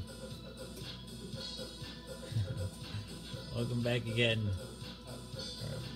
Nino Corleone.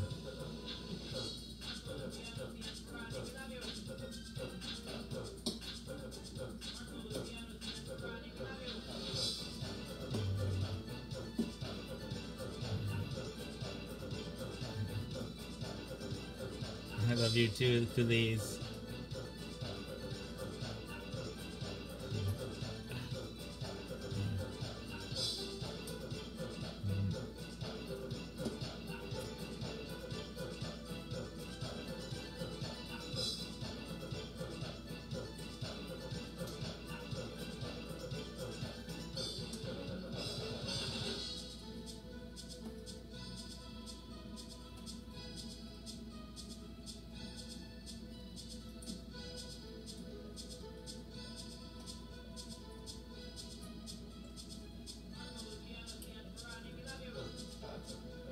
I'm doing pretty well, Nino.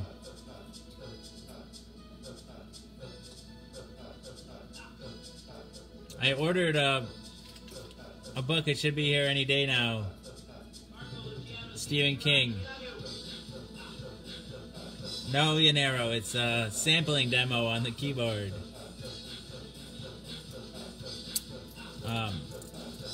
But Stephen King,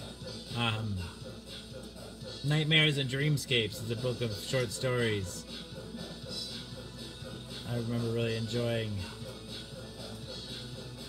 So we'll have that to read. I'm excited for that. Thanks, Donna. It's about time to change it. I've been wearing it for days now.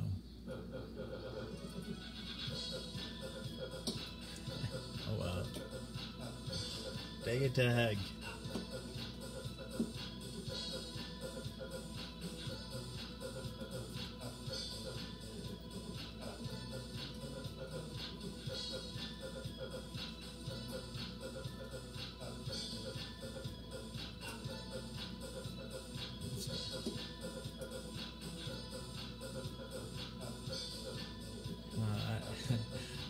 There's a. Do you like it, Rams Killer? There's a story in there. My sister really loves Stephen King too. The finger, it comes up through the guy's drain and he can't pee.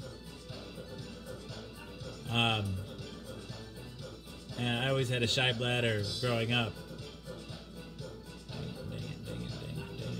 And so, and this guy, he talked about not being able to, every day the finger would get longer too, and he said that, you know, he would count backwards, 10, 9, 8, you know, like, and then, because there's often at times I would go into a urinal and I wouldn't be able to pee. Dang it, dang it, dang it.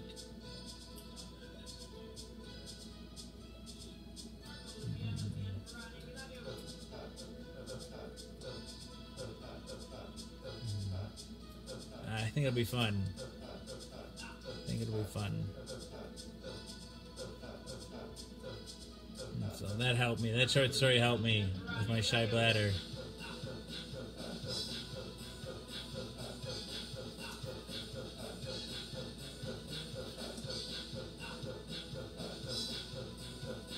I read all his books up through, what's that one that came out in serial nature? It was like Green Mile or something, like the one with the prison. I think I just read the first one, and I was just like, I didn't like the serial nature, and I was like impatient, and then I just stopped after that.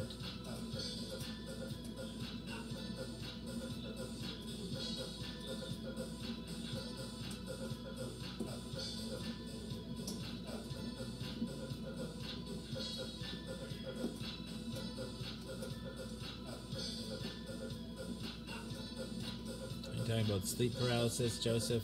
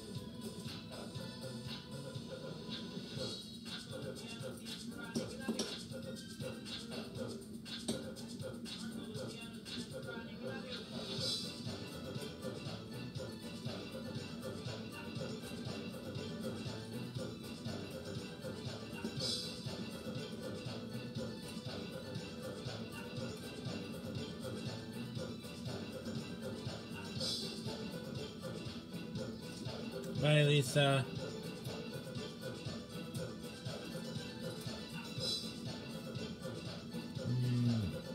Maybe I'll try to find a short story on here to read.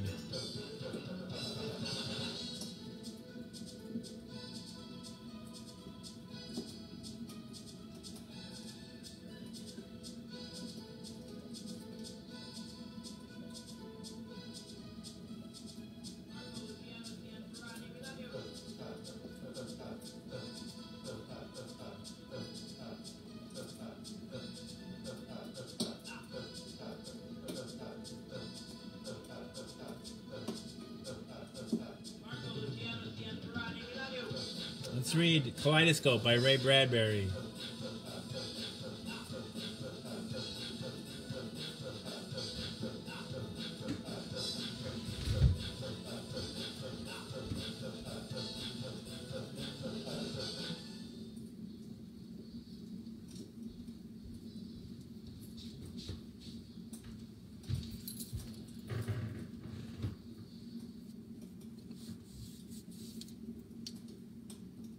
The first concussion cut the rocket up the side with a giant can opener.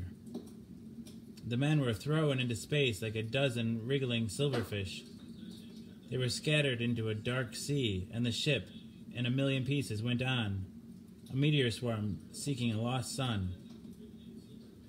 Barclay, Barclay, where are you? The sound of voices calling like lost children on a cold night. Wood, Wood! Captain! Hollis, Hollis, this is Stone. Stone, this is Hollis, where are you? I don't know. How can I? Which way is up? I'm falling. Good God, I'm falling. They fell. They fell as pebbles fall down wells. They were scattered as jackstones are scattered from a gigantic throw. And now, instead of men, there were only voices. All kinds of voices, disembodied and impassioned, in varying degrees of terror and resignation. We're going away from each other. This was true. Hollis, swinging head over heels, knew this was true. He knew it with a vague acceptance. They were parting to go their separate ways, and nothing could bring them back. They were wearing their sealed, tight spacesuits, with the glass tubes over their pale faces, but they hadn't time to lock on their force units. With them, they could be small lifeboats in space, saving themselves, saving others, collecting together, finding each other until they were an island of men with some plan. But without the force units snapped to their shoulders, they were meteors, senseless, each going to a separate and irrevocable fate. A period of perhaps 10 minutes elapsed while the first terror died and a metallic calm took its place. Space began to weave its strange voices in and out on a great loom, crossing, recrossing, making a final pattern. Stone to Hollis. How long can we talk by phone? It depends how fast you're going your way and I'm going mine. An hour, I make it. That should do it, said Hollis, abstracted and quiet. What happened? Said Hollis a minute later. The rocket blew up, that's all. Rockets do blow up. Which way are you going? It looks like I'll hit the moon. It's Earth for me. Back to old Mother Earth at 10,000 miles per hour. I'll burn like a match. Hollis thought of it with a queer abstraction of mind. He seemed to be removed from his body, watching it fall down and down through space, as objective as he had been in regard to the first falling snowflakes of a winter season long gone. The others were silent, thinking of the destiny that had brought them to this. Falling, falling, and nothing they could do to change it. Even the captain was quiet, for there was no command or plan he knew that could put things back together again. Oh, it's a long way down. Oh, it's a long way down. A long, long, long way down, said a voice. I don't want to die. I don't want to die. It's such a long way down. Who's that? I don't know. Stimson, I think. Stimson, is that you? It's a long, long way, and I don't like it. Oh, God, I don't like it. Stimson, this is Hollis. Stimson, can you hear me? A pause while they fell separate from one another. Stimson. Yes, he replied at last. Stimson, take it easy. We're all in the same fix. I don't want to be here. I want to be somewhere else. There's a chance we'll be found. I must be, said Stimson. I don't believe this. I don't believe any of this is happening. It's a bad dream, said someone. Shut up, said Hollis. Come and make me, said the voice. It was Applegate. He laughed easily, with similar objectivity. Come and shut me up. Hollis, for the first time, felt the impossibility of his position. A great anger filled him, for he wanted more than anything at this moment to be able to do something to Applegate. He had wanted for many years to do something, and now it was too late. Applegate was only a telephonic voice. Falling, falling, falling. Now, as if they had discovered the horror, two of the men began to scream. In a nightmare, Hollis saw one of them float by, very near, screaming and screaming. Stop it! The man was almost at his fingertips, screaming insanely. He would never stop. He would go on screaming for 1,000,000 miles, as long as he was in radio range, disturbing all of them, making it impossible for them to talk to one another. Hollis reached out. It was best this way. He made the extra effort and touched the man. He grasped the man's ankle and pulled himself up along the body until he reached the head. The man screamed and clawed frantically like a drowning swimmer. Screaming filled the universe. One way or the other, thought Hollis. The moon, or Earth, or meteors will kill him, so why not now? He smashed the man's glass with his iron fist. The screaming stopped. He pushed off from the body and let it spin away on its own course. Falling. Falling. Down. Space. Hollis and the rest of them went in the long, endless dropping and whirling of silence. Hollis, you still there? Hollis did not speak, but felt the rush of heat in his face. This is Applegate again.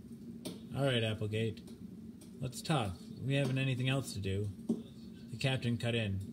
That's enough of that. We've got to figure a way out of this. Captain, why don't you shut up? Said Applegate. What? You heard me, Captain. Don't pull your rank on me. You're 10,000 miles away by now, and let's not kid ourselves. As Stimson puts it, it's a long way down.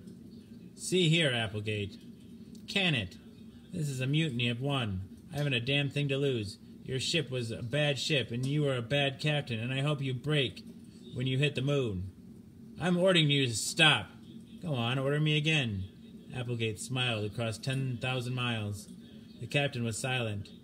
Applegate continued. Where were we, Hollis? Oh, yes, I remember. I hate you, too. But you know what?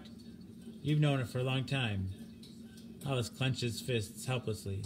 I want to tell you something, said Applegate. Make you happy. I was the one who blackballed you with the rocket company 5 years ago. A meteor flashed by. Hollis looked down and saw his left hand was gone. Blood spurted. Suddenly there was no air in his suit. He had enough air in his lungs to move his right hand over and twist a knob at his left elbow, tightening the joint and sealing the leak. It happened so quickly that he was not surprised. Nothing surprised him anymore. The air in the suit came back to normal in an instant now. The leak was sealed, and the blood that had flowed so swiftly was pressured, and as he fastened the knob yet tighter until it made a tourniquet. All of this took place in a terrible silence on his part, and the other men chatted. That one man, Lespier, went on and on with his talk about his wife on Mars, his wife on Venus, his wife on Jupiter, his money, his wondrous times, his drunkenness, his gambling, his happiness, on, while they all fell. Lespier reminisced on the past, happy while he fell to his death. It's very odd. Space. Thousands of miles of space, and these voices vibrating in the center of it. No one visible at all. And only the radio. What do you need? You want the croutons? Oh, those are croutons.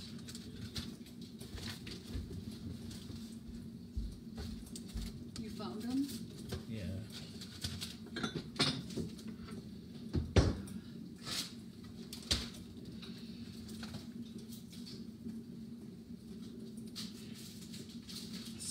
It was very odd. Space. Thousands of miles of space, and these voices vibrating in the center of it.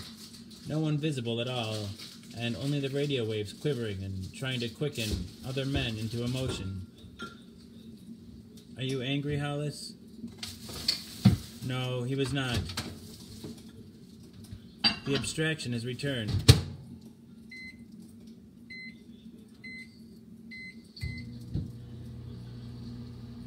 and he was a thing of dull concrete, forever falling nowhere. You wanted to get to the top all your life, Hollis. You always wondered what happened. I put the black mark on you before I was tossed out myself. That isn't important, said Hollis. And it was not. It was gone. When life is over, it is like a flicker of bright film, an instant on the screen, all of its prejudices and passions condensed and illumined. What does that mean?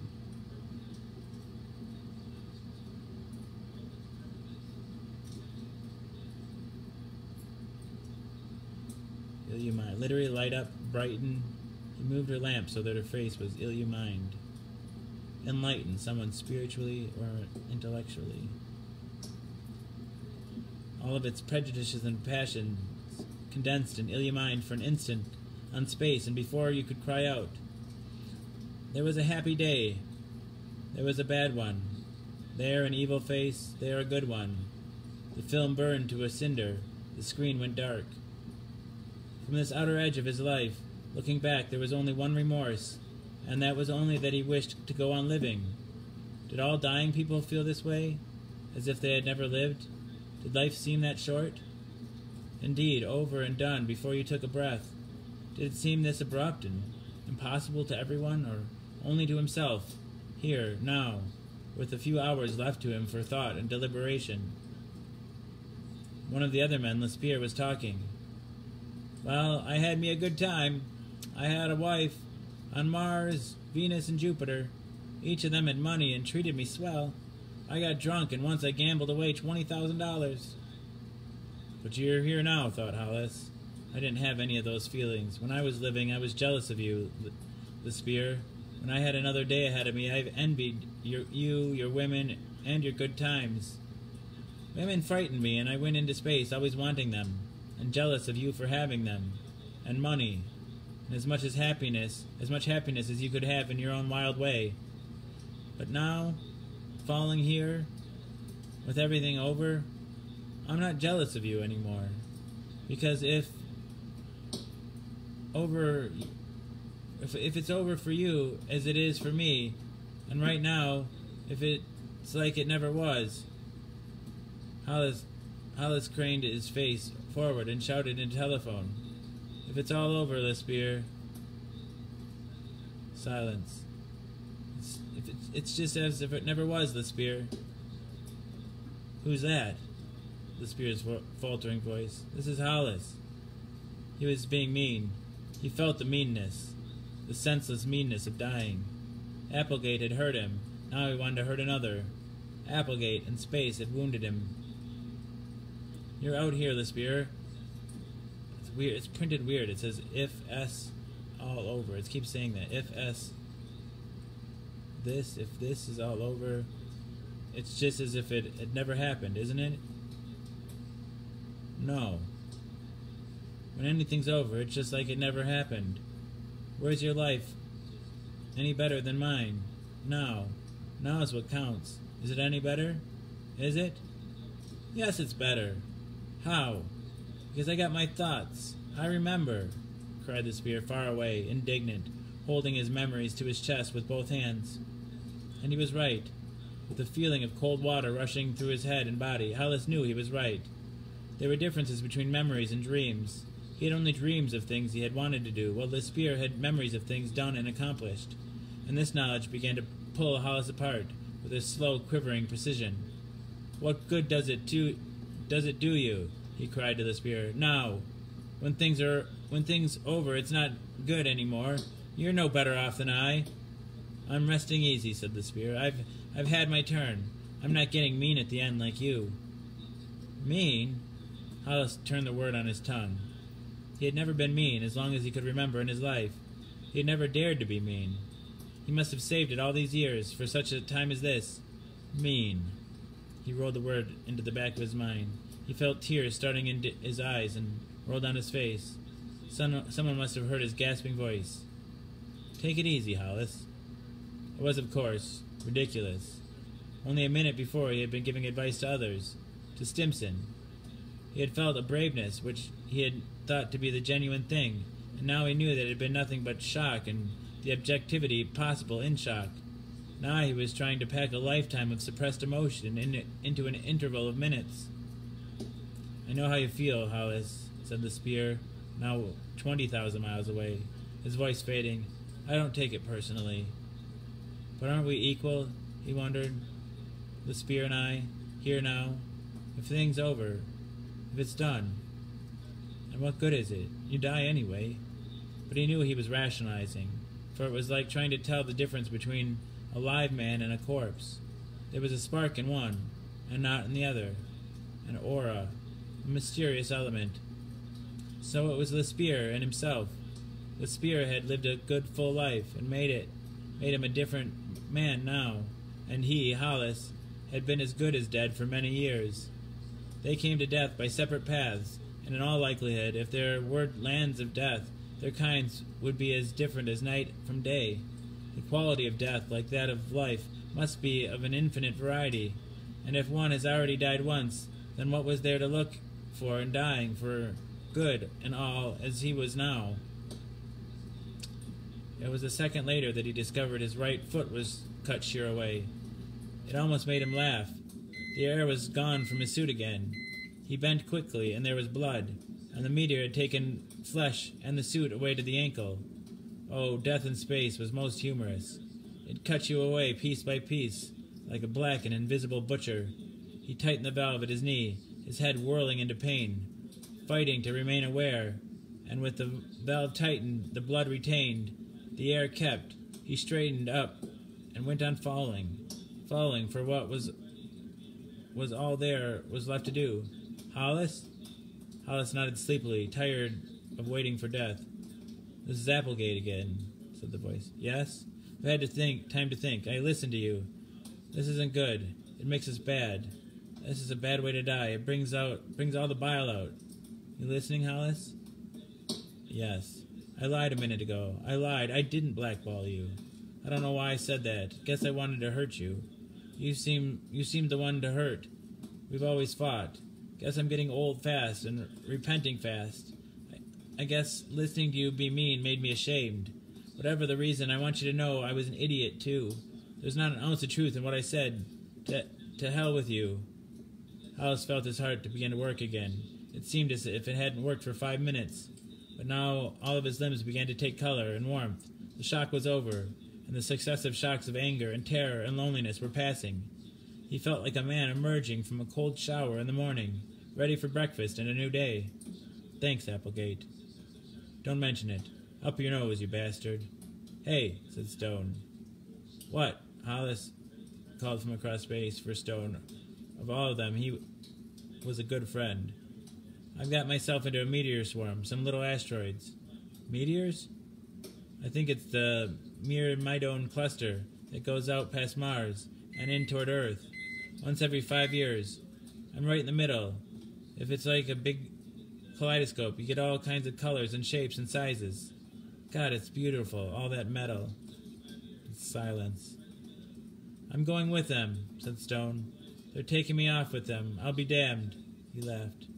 Hollis looked to see, but saw nothing. There were only the great diamonds and sapphires, the emerald mists and velvet inks of space, with God's voice mingling among the crystal fires. There was a kind of wonder and imagination in the thought of Stone going off in the meteor swarm, out past Mars for years, and coming in toward Earth every 5 years, passing in and out of the planet's ken for the next million centuries. Stone and the Myrmidon cluster, eternal and unending, shifting and shaping like the kaleidoscope colors when you were a child, and held the long tube to the sun and gave it a twirl. "So long, Hollis," Stone's voice, very faint now. "So long." "Good luck," shouted Hollis across 30,000 miles. "Don't be funny," said Stone, and was gone. The stars closed in. Now all the voices were fading, each on his own trajectory, some to Mars, others into farthest space, and Hollis himself, he looked down. He, of all the others, was going back to Earth alone. "So long. Take it easy. So long, Hollis." That was Applegate. The many goodbyes, the short farewells, and now the great loose brain was disintegrating. The components of the brain, which had worked so beautifully and efficiently in the skull case of the rocket ship, firing through space, were dying one by one. The meaning of their life together was falling apart, and as a body dies when the brain ceases functioning, so the spirit of the ship and their long time together, and what they meant to one another, was dying.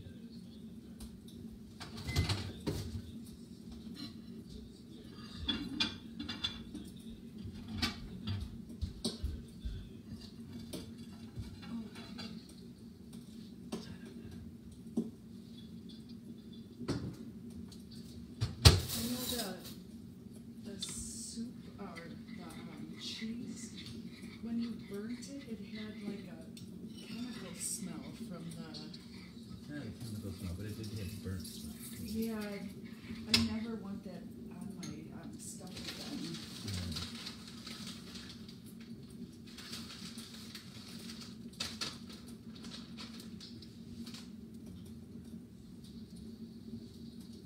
Applegate was no more than a finger blown from the parent body, no longer to be despised and worked against. The brain was exploded, and the senseless, useless fragments of it were far scattered. The voices faded, and now all of space was silent. Hollis was alone, falling. They were all alone. Their voices had died like echoes of the words of God spoken and vibrating in the starred deep. There went the captain to the moon. There Stone with the meteor swarm. There Stimson. There Applegate toward Pluto. There Smith and Turner and Underwood and all the rest, the shards of the kaleidoscope that had formed a thinking pattern for so long, hurled apart. And I, thought Hollis, what can I do? Is there anything I can do now to make up for a terrible and empty life? If only I could do one good thing to make up for the meanness I collected all these years and didn't even know was in me. There's no one here but myself, and how can you do good all alone? You can't. Tomorrow night I'll hit Earth's atmosphere. I'll burn, he thought. I'll be scattered in ashes all over the continental lands. I'll be put to use, just a little bit. But ashes are ashes, and they'll add to the land. He fell swiftly like a bullet, like a pebble, like an iron weight. Objective all of time. Now, not sad or happy or anything, but only wishing he could do a good thing now that everything was gone. A good thing for just himself to know about. When they hit the atmosphere, I'll burn like a meteor. I wonder, he said, if anyone will see me. The small boy on the country road looking up and screamed, "Look, Mom, look, a falling star." The blazing white star fell down the sky of dusk in Illinois. "Make a wish," said his mother. "Make a wish."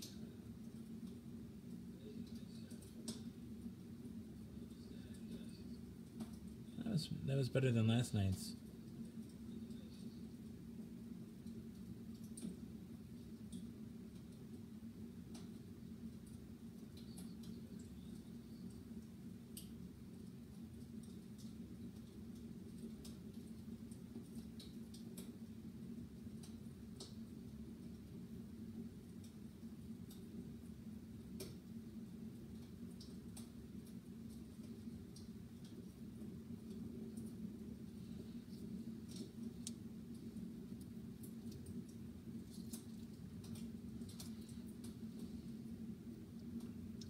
Alright, how about we read Escape from Spiderhead by George Saunders.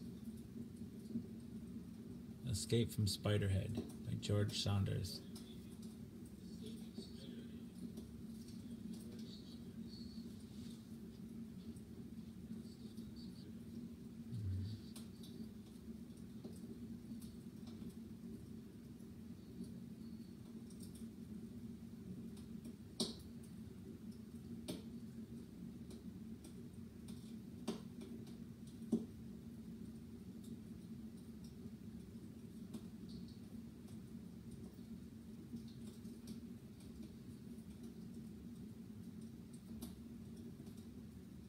Drip on, Amnesty said over the PA.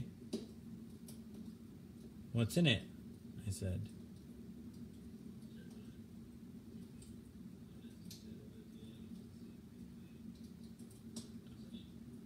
Hilarious, he said. Acknowledge, I said. Amnesty used his remote. My MobiPack word. Soon the interior garden looked really nice. Everything seemed super clear.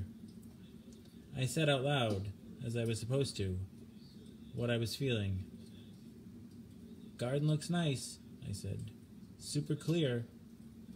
Amnesty said, Jeff, how about we pep up those language centers?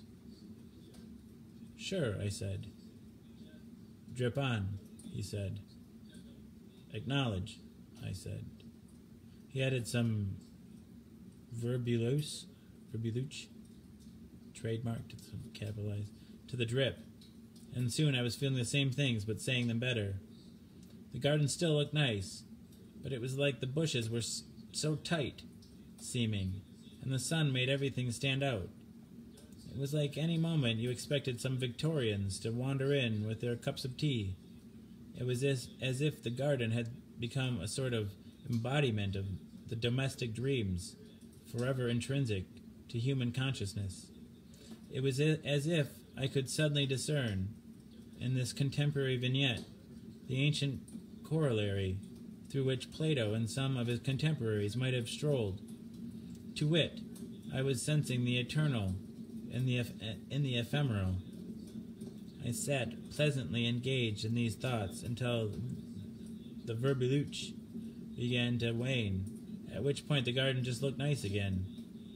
It was something about the bushes and whatnot.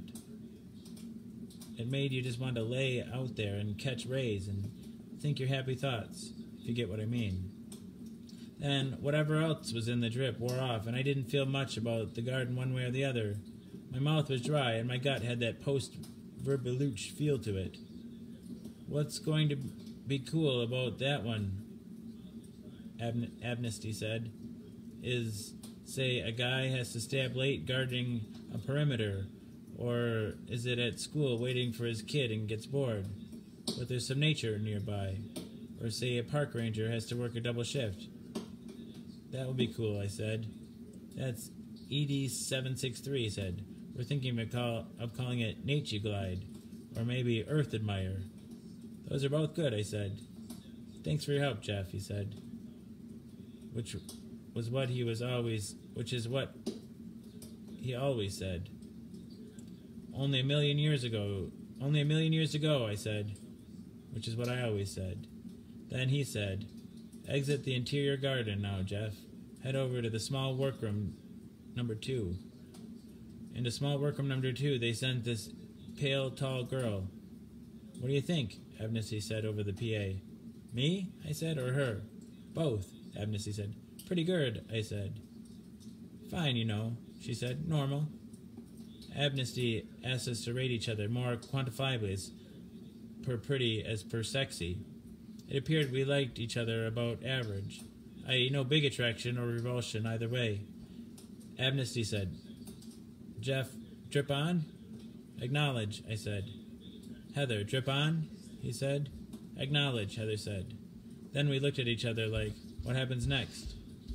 What happened next was Heather soon looked super good, and I could tell she thought the same of me. It came on so sudden we were like laughing. How could we not have seen it? How cute the other one was. Luckily, there was a couch in the workroom. It felt like our drip had, in addition to whatever they were testing, some ED556 in it, which lowers your shame level to like nil, because soon they were there on the couch, off we went. It was super hot between us, and not merely in a horn dog way. Hot, yes, but also just right.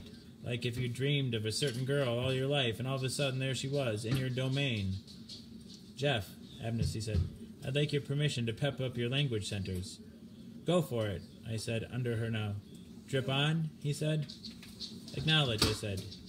Me too, Heather said. You got it, Amnesty said with a laugh. Drip on. Acknowledge, he said, in breathless. Breathless. breathless. Yeah, there's something covering up. She said, breathless, soon experiencing the benefits of the flowing verbaluche in our drips, we were not only fucking really well, but also talking pretty great. Like, instead of just saying the sex type things we had been saying, such as wow and oh god and hell yes and so forth, we now began freestyling regarding our conversations and thoughts in elevated diction, with 80% increased vocab and our well-articulated thoughts being recorded for later analysis. For me, the feeling was approximately astonishment at the dawning realization that this woman was being created in real time, directly from my own mind, per my deepest longings. Finally, after all these years, was my thought, I had found the precise arrangement of body, face, mind that personified all that was desirable. The taste of her mouth, the look of that halo of blondish hair spread out around her cherubic yet naughty-looking face. She was beneath me now, legs way up. Even, not to be crude or dishonor the exalted feelings I was experiencing, the sensations that her vagina was producing along the length of my thrusting penis were precisely those I had always hungered for, though I had never before this instant realized I so ardently hungered for them. This is to say, a desire would arise, and concurrently the satisfaction of that desire would also arise.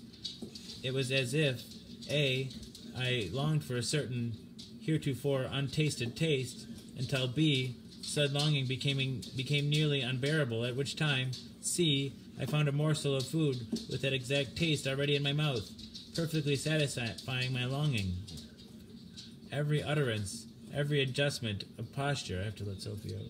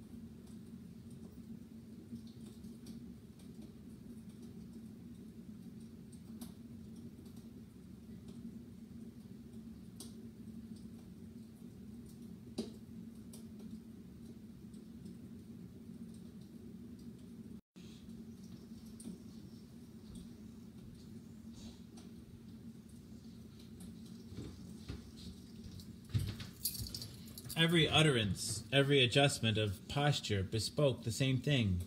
We had known each other forever, were soulmates, had met and loved in numerous preceding lifetimes, and would meet and love in many subsequent lifetimes, always with the same transcendently stupefying results. Then there came a hard-to-describe but very real drifting off into a number of sequential reveries that might be best to be described as a type of non-narrative mind scenery, i.e., series of vague mental images of places I had never been, sentimental longings that coalesced into, and were soon reduced to, one central longing, an intense longing for Heather, and we had become poets. We were allowed to lie there, limbs intermingled, for nearly an hour. It was bliss. It was perfection. It was that impossible thing, happiness that does not wilt to reveal the thin shoots of some new desire rising from within it. We cuddled with a fierceness, focus that rivaled the focus with which we had fucked. There was nothing less about cuddling vis-a-vis fucking, is what I mean to say. We were all over each other in the super-friendly way of puppies or spouses meeting for the first time after one of them has undergone a close brush with death. Everything seemed moist, permeable, sayable. Then something in the drip began to wane. I think Amnesty had shut off the verbaluche. Also the shame reducer. Basically, well, why not? We had just fucked 3 times. Why do you think they called it making love? That was what we had just made 3 times. Love. Then Amnesty said, drip on? We had kind of forgotten he was even there, behind his one-way mirror. I said, do we have to? We are really liking this right now. We're just trying to get you guys back to baseline, he said. We've got more to do today. Shit, I said. Rats, she said. Drip on, he said. Acknowledge, we said. Soon something began to change. I mean, she was fine. A handsome, pale girl, but nothing special. And I could see that she felt the same regarding me, i.e., what had all that fuss been about just now. Why weren't we dressed? We real quick got dressed. Kind of embarrassing. Did I love her? Did she love me? Ha, no. Then it was time for her to go. We shook hands. Out she went. Lunch came in, on a tray, spaghetti with chicken chunks. Man, I was hungry. I spent all lunchtime thinking. It was weird. I had the memory of fucking Heather, the memory of having felt the things I'd felt for her, the memory of having said the things I'd said to her. My throat was like raw from how much I'd said, and how fast I'd felt compelled to say it. But in terms of feelings, I basically had not left. Just a hot face and some shame regarding having fucked 3 times in front of Amnesty. After lunch, in came another girl, about equally so-so, dark hair, average build, nothing special, just like upon first entry. Heather had been nothing special. This is Rachel, Amnesty said on the PA. This is Jeff. Hi, Rachel, I said. Hi, Jeff, she said. Drip on, Amnesty said. We acknowledged. Something seemed very familiar about the way I now began feeling. Suddenly, Rachel looked super good. Amnesty requested permission to pep our language centers via verbaluche. We acknowledged. Soon we too were fucking like bunnies. Soon we too were talking like articulate maniacs regarding our love. Once again, certain sensations were arising to meet my concurrently arising desperate hunger for those sensations. Soon my memory of the perfect taste of Heather's mouth was being overwritten by the current taste of Rachel's mouth. So much more the taste I now desired. I was feeling unprecedented emotions, even though those unprecedented emotions were, I discerned somewhere in my consciousness, exactly the same emotions I had felt earlier, for that now unworthy-seeming vessel Heather. Rachel was, I mean to say, it. Her lithe waist, her voice, her hungry mouth, hands, loins, they were all it. I just loved Rachel so much. Then came the sequential geographic reveries. See above, same pine-packed valley, same chalet-looking house, accompanied by the same longing-for place, training, chest-located sweetness, rubber band to connect us both and compel us onward. We whispered feverishly, precisely, poetically about how long we felt we had known each other, i.e. forever. Again, the total number of times we made love was 3. Then, like before, came the dwindling. Our talking became less excellent, words were fewer, our sentences shorter. Still, I loved her. Loved Rachel. Everything about her just seemed good. Drip on, Amnesty said. We're going to try to get you both back to baseline. Acknowledge, she said. Well, hold on, I said. Jeff, Amnesty said, irritated as if trying to remind me that I was here not by choice but because I had done my crime and was in the process of doing my time. Acknowledge, I said, and gave Rachel one last look of love, knowing, as she did not yet know, this would be the last look of love I would be giving her. Soon, she was merely fine to me, and I merely fine to her. She looked as had Heather, embarrassed, as in, what was up with that just now? Why did I just go so overboard with Mr. Average here? Did I love her? Or her me? No. When it was time for her to go, we shook hands. The place where my Moby-Pack was surgically joined to my lower back was sore from all our positional changes. Plus, I was tired. Plus, I was feeling so sad. Why sad? Was I not a dude? Had I not just fucked 2 different girls for a total of 6 times in one day? Still, honestly, I felt sadder than sad. guess I was sad that love was not real, or not all that real anyway. I guess I was sad that love could feel so real and the next minute be gone, and all because of something Amnesty was doing.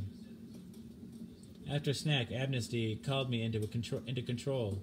Control being like the head of a spider, with its various legs being our workrooms. Sometimes we were called upon to work alongside Amnesty and the head of the spider, or as we termed it, the spider head. Sit, he said. Look into large workroom 1. In large workroom 1 were Heather and Rachel side by side. Recognize them, he said. Ha, I said. Now, Amnesty said, I'm going to present you with a choice, Jeff. This is what we're playing at here. See this remote? Let's say you can hit this button, and Rachel gets some Darkenfloxx. Or you can hit this button, and Heather gets the Darkenfloxx. You choose. They've got Darkenfloxx in their Moby-Packs. I said, You've all got Darkenfloxx in your Moby-Packs, dummy, Amnesty said affectionately. Verlaine put it there Wednesday in anticipation of this very study. Well, that made me nervous. Imagine the worst you've ever felt 10 times. That does not even come close to how bad you feel on Darkenfloxx.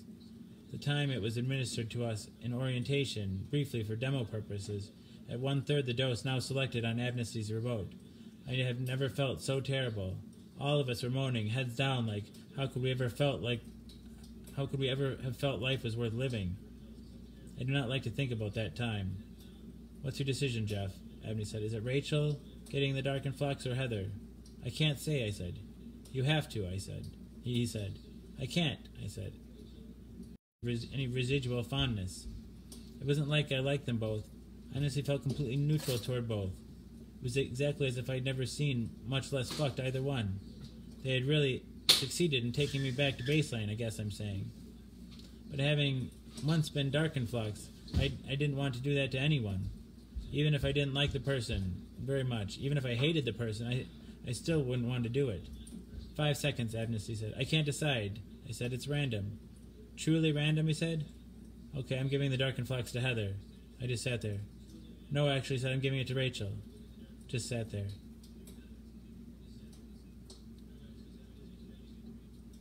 Jeff, he said, you've convinced me. It would to you be random. You truly have no preference. I can see that. And therefore I don't have to do it. See what we just did? With your help, for the first time, via the ED-289 290 suite, which is what we've been testing today. You have to admit, you were in love twice, right? Yes, I said. Very much in love, he said. Twice. Yes, I said. But you just now expressed no preference, he said. Ergo, no trace of either of those loves remains. You are totally cleansed.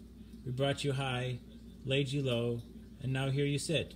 The same emotion-wise as before our testing even began. That is powerful. That is killer. We have unlocked a mysterious, eternal secret. What a fantastic game-changer. Say someone can't love? Now he or she can. We can make him. Say someone loves too much? Or loves someone deemed unsuitable by his or her caregiver? We can tone that shit right down. Say someone is blue because of true love? We step in, or his or her caregiver does? Blue no more. No longer. In terms of emotional controllability, are we ships adrift? No one is. We see a ship adrift, we climb aboard, install a rudder, guide him, her, toward love, or away from it. You say all you need is love? Look, here comes ED-289 290. Can we stop war? Assuming ED-289 290 develops nicely in pill form, allow me to slip each dictator a Mickey. Soon their tongues are down each other's throats, and doves of peace are pooping on their epaulettes.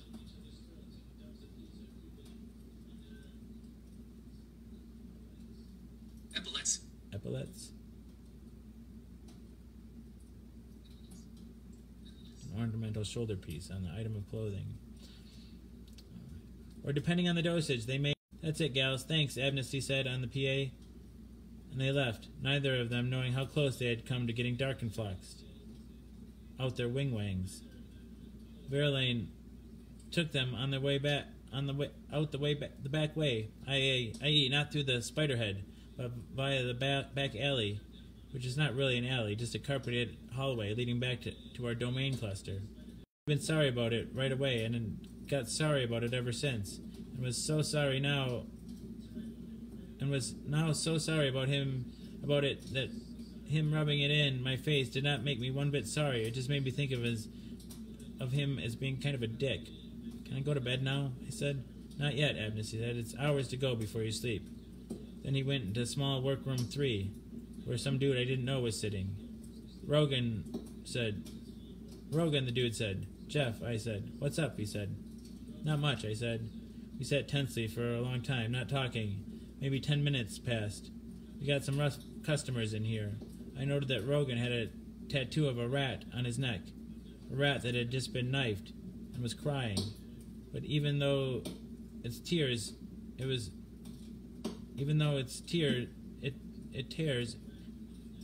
knifing a smaller rat who just looked surprised. Finally, Amnesty came on the P. That's it, guys, thanks. What the fuck was that about, Rogan said. Good question, Rogan, I thought. Why had we just been sitting there? In the same manner that Heather and Rachel had been just sitting there. Then I had a hunch. To test my hunch, I did a sudden lurch into the Spiderhead, which Amnesty always made a point of not keeping locked, to show us how much he trusted and was unafraid of us. Guess who was in there? Hey, Jeff, Heather said. Jeff, get out, Amnesty said. Heather, did Amnesty just make you decide which of us to Rogan to get some Darkenflox to?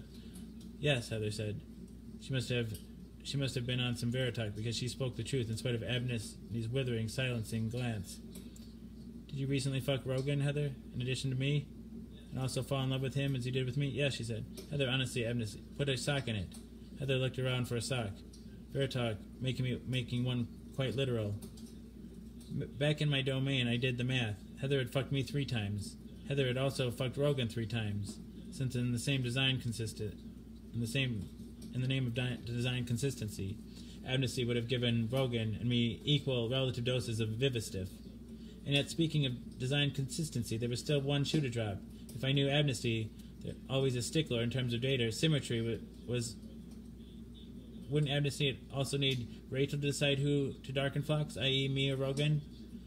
After a short break, my suspicion... Did you, by any chance, fuck Rachel earlier today? Pretty much, Rogan said. My mind was like reeling. Rachel had fucked me plus Rogan. Heather had fucked me plus Rogan. And everyone who had fucked anyone had fallen in love with that person, then out of it. What kind of crazy-ass project team was this?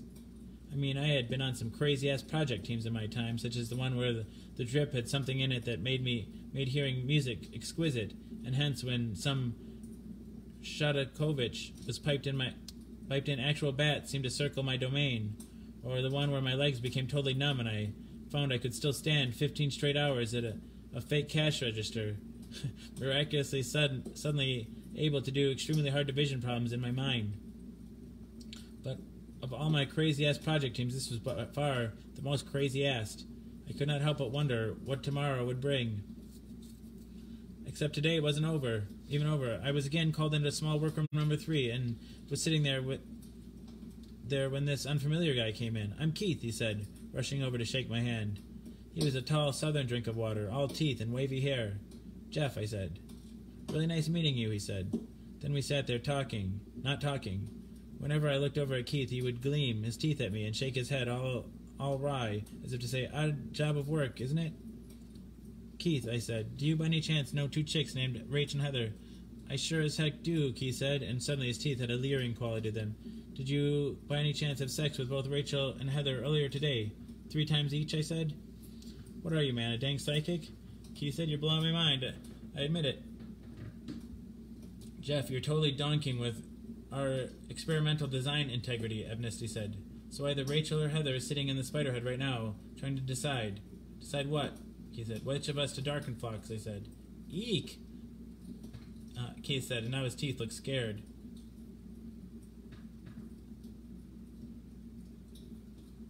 Don't worry, I said. She won't do it. Who won't? Keith said. Who's ever in there? I said. That's it, guys. Thanks, Amnesty said. And after a short break, Keith and I were once again brought back in my domain. I constructed a who had fucked whom chart, which went like this.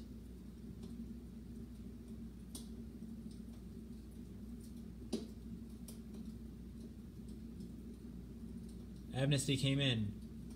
Despite all your shenanigans, he said.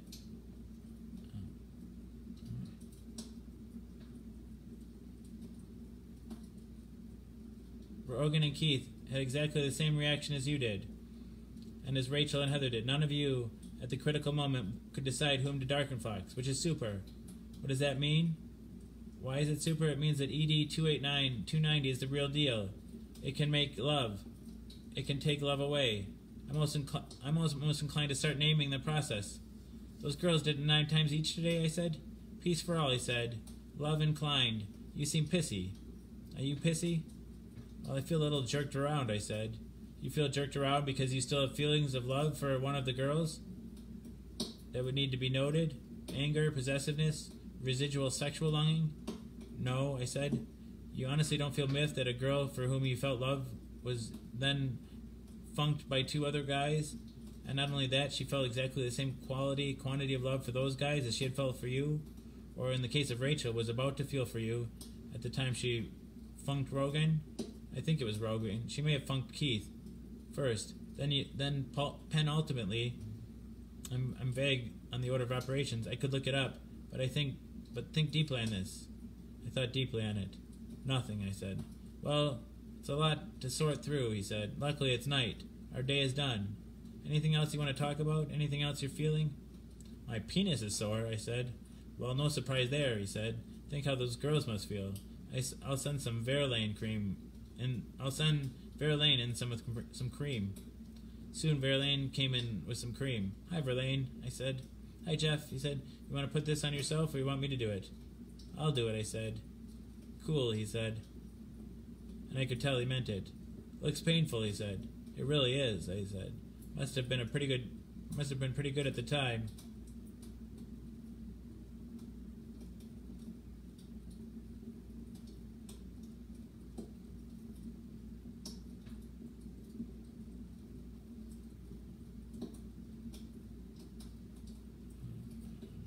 Jumped around on me.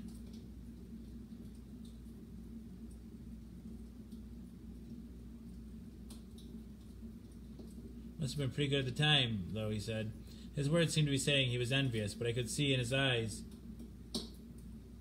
as they looked at my penis, that he wasn't envious at all. Then I slept the sleep of the dead, as they say. Next morning I was still asleep when Amnesty came on the PA. Do you remember yesterday? He said. Yes, I said. When I asked which girl you'd like to see on the Darkenflox, he said, and you said neither. Yes, I said.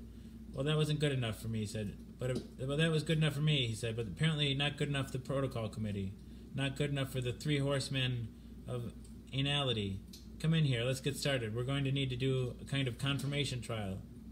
Oh, this is good. This time, Amnesty said, per the protocol committee, instead of me asking you which girl to give the Darkenflox, to which the Prot committee felt was too subjective, we're going to give this girl the Darkenflox no matter what you say. Then see what you say. Like yesterday, we're going to put you on a drip of Verlaine. Where are you? Are you there? What is it again? Do you have the project order? Verbaluch, Veritalk, Chatties, Verlaine said over the PA. Right, Amnesty said. And did you refresh his mobile pack? Are his quantities good? I did, Verlaine said. I did it while he was sleeping. Plus, I already told you I already did it. What about her, Amnesty? Did you refresh her mobile pack? Are her quantities good? You stood right there and watched me, Ray, Verlaine said. Jeff, sorry, Amnesty said. We're having a little tension in here today. Not an easy day ahead. I don't want you to Darkenflox Heather, I said.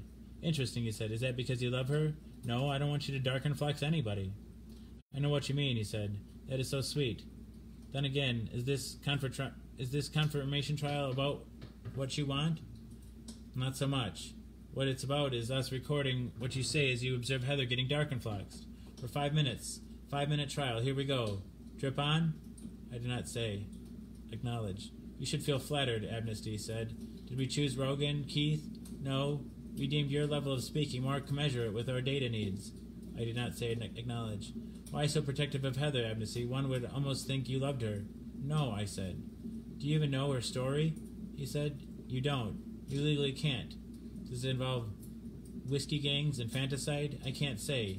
Can I imply somewhat peripherally that her past violent and sorted did not exactly include a dog named Lassie and a lot of family talks about the Bible, while Grammy sat doing macrame, adjusting her posture because the quaint fireplace was so sizzling? Can I suggest that if you knew what I know about Heather's past, making Heather briefly sad, nauseous, and horrified might not seem like the worst idea in the world? No, I can't. All right, I said. You know me, he said. How many kids do I have? 5, I said. What are their names, he said. Mick, Todd, Karen, Lisa, and Phoebe, I said. Am I a monster, he said. Do I remember birthdays around here? When certain individuals got athlete's foot on his groin, on a Sunday did a certain other individual drive over to Rexall and pick up a prescription, paying for it with his own personal money? That was a nice thing he'd done, but seemed kind of unprofessional to bring it up now. Jeff, Amnesty said, what do you want me to say here? Do you want me to say that your Fridays are at risk? I can easily say that. Which was cheap. Mr. Fridays meant a lot. My Fridays meant a lot to me, and he knew that Fridays I got to Skype my mom. How long do we give you, Amnesty? 5 minutes, I said. How about we make it 10, Amnesty said. Mom always looked heartsick when her time was up. It almost killed her when they arrested me. The trial had almost killed her. She'd spent her savings to get me out of real jail and in here. When I was a kid, she had long brown hair past her waist. During the trial, she cut it. Then it went gray. Now it's just a white poof about the size of a cap. Drip on, Amnesty said. Acknowledge, I said. Okay to pep up your language centers, he said. Fine, I said. Heather, hello, he said. Good morning, Heather, said. Drip on, he said. Acknowledge, Heather said. Amnesty used his remote. The darkened flux started flowing. Soon Heather was softly crying, then was up pacing, then jaggedly crying, a little hysterical even. I don't like this, she said in a quaking voice. Then she threw up in the trash can. Speak, Jeff, Amnesty said to me. Speak a lot. Speak in detail. Let's make something useful of this, shall we? Everything Drip felt grade A. Suddenly I was waxing poetic. I was waxing poetic regarding what Heather was doing, and waxing poetic regarding my feelings about what Heather was doing. Basically what I was feeling was, every human is born of man and woman. Every human at birth is, or at least has the potential to be, beloved of her mother, father. Thus every human is worthy of love. As I watched Heather suffer, a great tenderness suffused my body, a tenderness hard to distinguish from a sort of vast existential nausea, to wit, why are such beautiful, beloved vessels made slaves to so much pain? Heather presented as a bundle of pain receptors. Heather's mind was fluid and could be ruined by pain, by sadness. Why? Why was she made this way? Why so fragile? Poor child, I was thinking, poor girl. Who loved you? Who loves you? Hang in there, Jeff, Amnesty said. Verlaine, what do you think? Any vestige of romantic love in Jeff's verbal commentary? I'd say no, Verlaine said over the PA. That's all just pretty much basic human feeling right there. Excellent, Amnesty said. Time remaining? 2 minutes, Verlaine said. I found what happened next very hard to watch. Under the influence of the Verbeluch and Veritalk and the Chatties, I also found it impossible not to narrate. In each workroom was a couch, a desk, and a chair, all by design impossible to disassemble. Heather now began disassembling her impossible to assemble chair. Her face was a mask of rage. She drove her head into the wall like a wrathful prodigy. Heather, beloved of someone, managed, in her great sadness, fueled rage, to disassemble the chair while continuing to drive her head into the wall. Jesus, Verlaine said. Verlaine, buck up, Amnesty said. Jeff, stop crying. Contrary to what you might think, there's not much data in crying. Use your words. Don't make this in vain.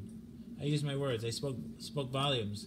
Was precise. I described and redescribed what I was feeling as I watched Heather do what she began doing, intently, almost beautifully, to her face, head, with one of the chair legs.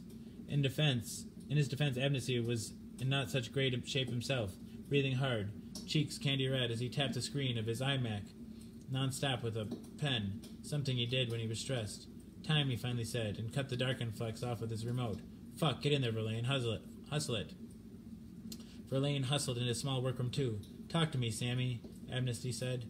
Verlaine felt for Heather's pulse, then raised his hands palms up so that he looked like Jesus, except shocked instead of beatific. And also, he had his glasses up on top of his head. Are you kidding me, Amnesty said. What now, Verlaine said. Are you frickin' kidding me, Amnesty said. Amnesty burst out of his chair, shoved me out of the way, and flew through the door into workroom 2. I returned to my domain. At 3, Verlaine came on the PA. Jeff, he said, please return to the Spiderhead. I returned to the Spiderhead. We're sorry you had to see that, Jeff, Amnesty said. That was unexpected, Verlaine said. Unexpected plus unfortunate, Amnesty said. And sorry I shoved you. Is she dead? I said. Well, she's not the best, Verlaine said. Look, Jeff, these things happen, Amnesty said. This is science. In science, we explore the unknown. It was unknown what 5 minutes of Darkenflax would do to Heather. Now we know. The other things we know per Verlaine's assessment of your commentary is that you really, for sure, do not harbor any residual romantic feelings for Heather. That's a big deal, Jeff. A beacon of hope at a sad time for all. Even as Heather was, so to speak, going down to the sea in her ship, you remained totally unwavering in terms of continuing to not romantically love her. My guess is Protcom's going to be like, wow, Utica is really leading the pack in terms of providing some mind-blowing new data on ED-289-290. It was quiet in the Spiderhead. Verlaine, go out. Amnesty said, go do your bit. Make things ready. Verlaine went out. Do you think I like that? Amnesty said. You didn't seem to, I said. Well, I didn't, Amnesty said. I hated it. I'm a person. I have feelings. Still, personal sadness aside, that was good. You did terrific overall. We all did terrific. Heather especially did terrific. I honor her. Let's see this thing through, shall we? Let's complete it. Complete the next portion of our confirmation trial. In small workroom 4 came Rachel. Are we going to Darkenflax Rachel now? I said. Think, Jeff, Amnesty said. How can we know that neither Rachel nor Heather, you love Rachel nor Heather, if we only have data regarding your reaction to what just now happened to Heather? Use your noggin. You're not a scientist, but Lord knows you work around scientists all day. Drip on? I did not say acknowledge. What's the problem, Jeff? Abney said. I don't want to kill Rachel, I said. Well, who does? Abney said. Do I? Do you, Verlaine? No, Verlaine said over the PA. Jeff, maybe you're overthinking this, Abney said. Is it possible the Darkenflax will kill Rachel? Sure. We have the Heather precedent. On the other hand, Rachel may be stronger. She seems a little larger. She's actually a little smaller, Verlaine said. Well, maybe she's tougher, Amnesty said. We're going to weight adjust her dosage, Verlaine said. So, thanks, Verlaine, Amnesty said. Thanks for clearing that up. Maybe show him the file, Verlaine said. Amnesty handed me Rachel's file. Verlaine came back in. Read it and weep. Per Rachel's file, she had stolen jewelry from her mother, a car from her father, cash from her sisters, statue from their church. She'd gone to jail for drugs.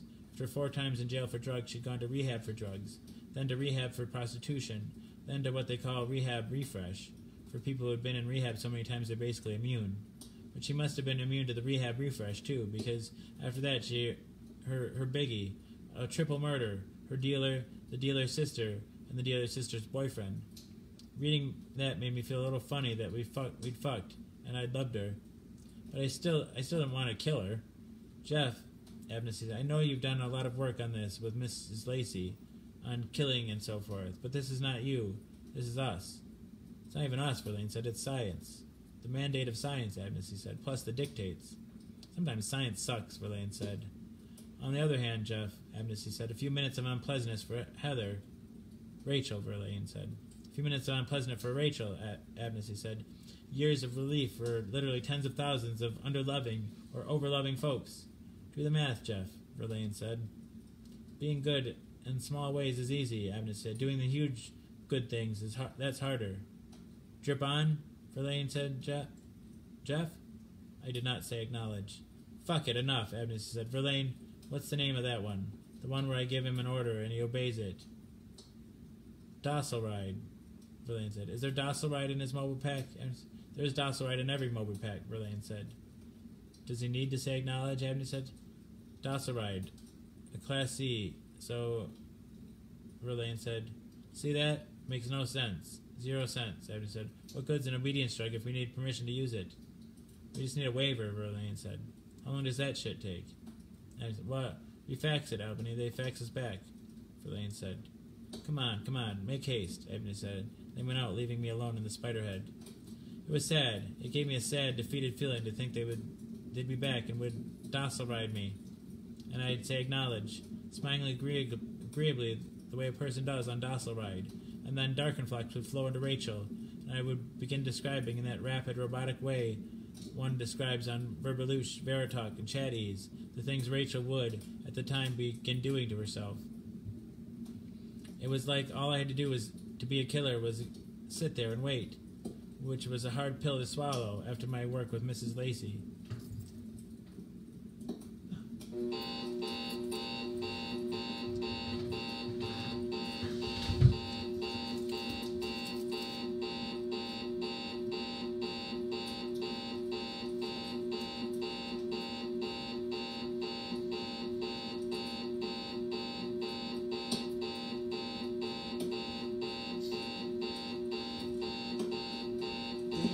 Dang it. Happy 420, everybody. Happy 420.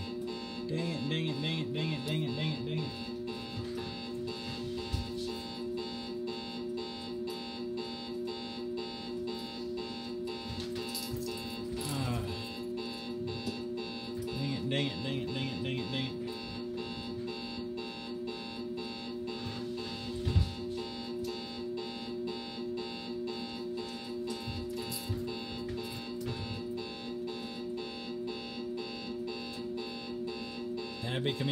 Happy communion.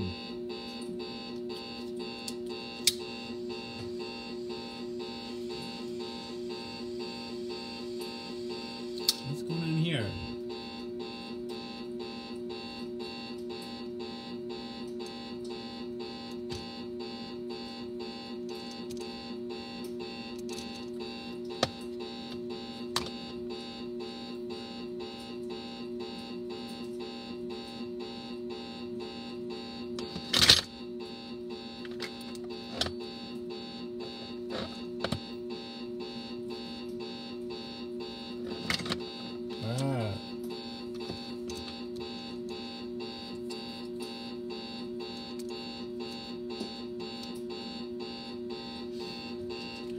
Dang it.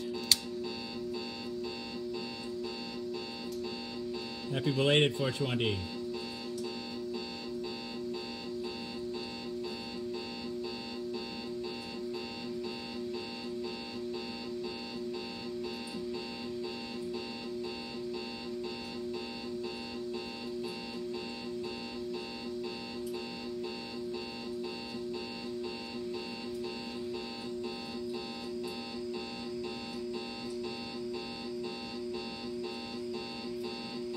Why is the TV off, too?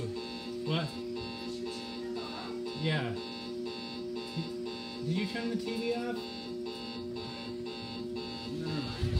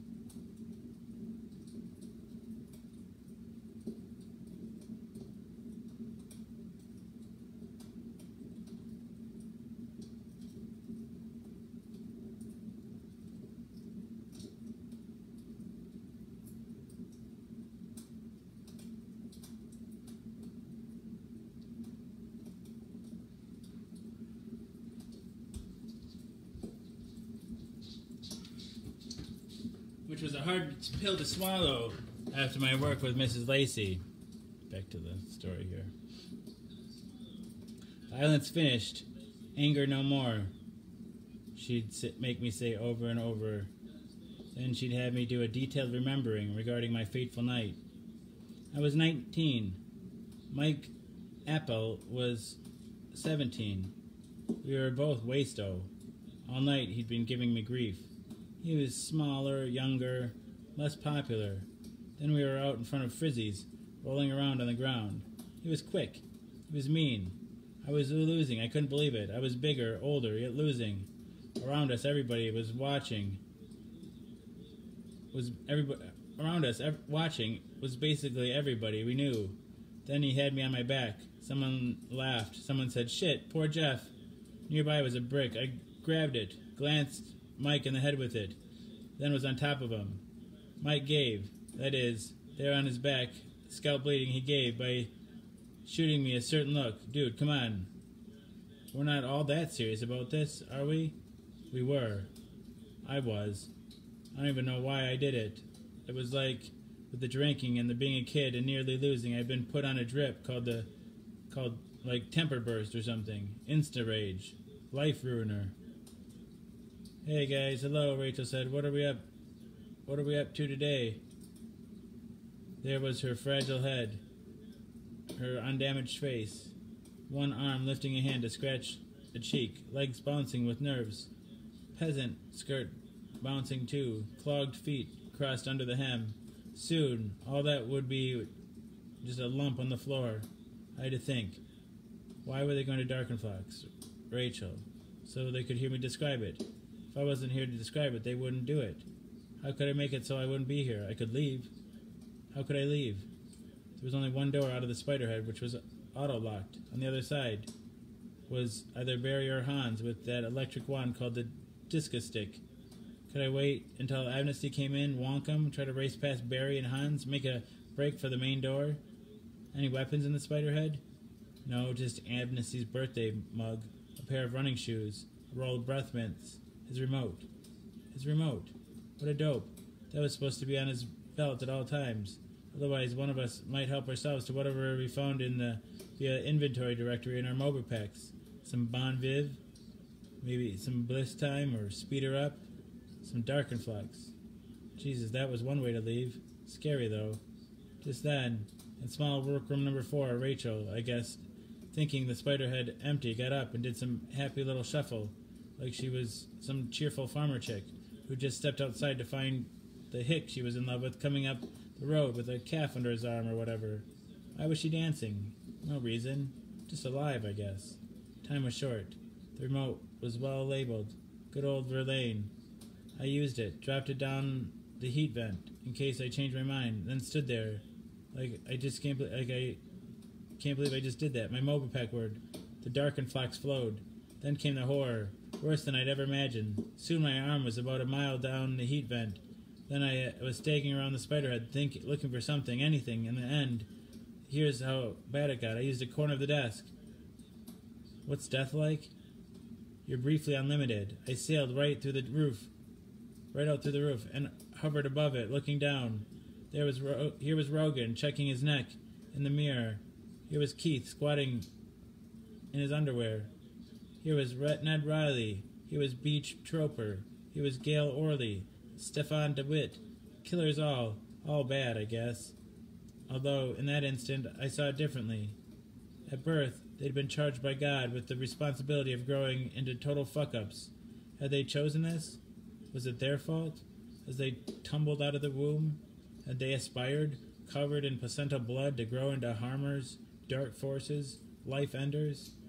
And that holy instant of breath, awareness, tiny hands clutching and unclutching, had it been their fondest hope to render, by a gun, knife, or brick, some innocent family bereft? No. And yet their crooked destinies had lain dormant within them, seeds awaiting water and light to bring forth the most violent, life-poisoning flowers. Said water light actually being the requisite combination of neurological tendency and environmental activation that would transform us, into Earth's offal, murderers, and foul us with the ultimate unwashable transgression. Awful.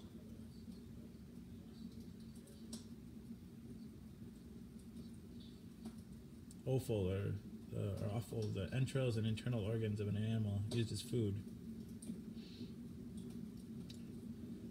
Wow, I thought there was some verbaluche in that drip or what.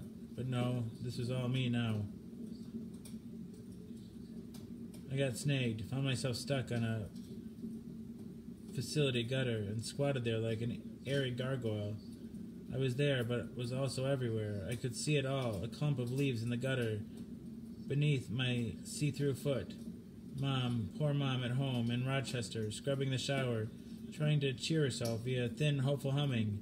A deer near the dumpster, suddenly alert to my spectral presence. Mike Apple's mom, also in Rochester, a bony, distraught checkmark, occupying a slender strip of Mike's bed. Rachel below in small workroom 4, drawn to the one-way mirror by the sounds of my death. Amnesty and Verlaine rushing into the Spiderhead, Verlaine kneeling to begin CPR. Night was falling. Birds were singing. Birds were, it occurred to me to say, enacting a frantic celebration of day's end. They were manifesting as the earth's bright-colored nerve endings, the sun's descent, urging them into activity. Ah!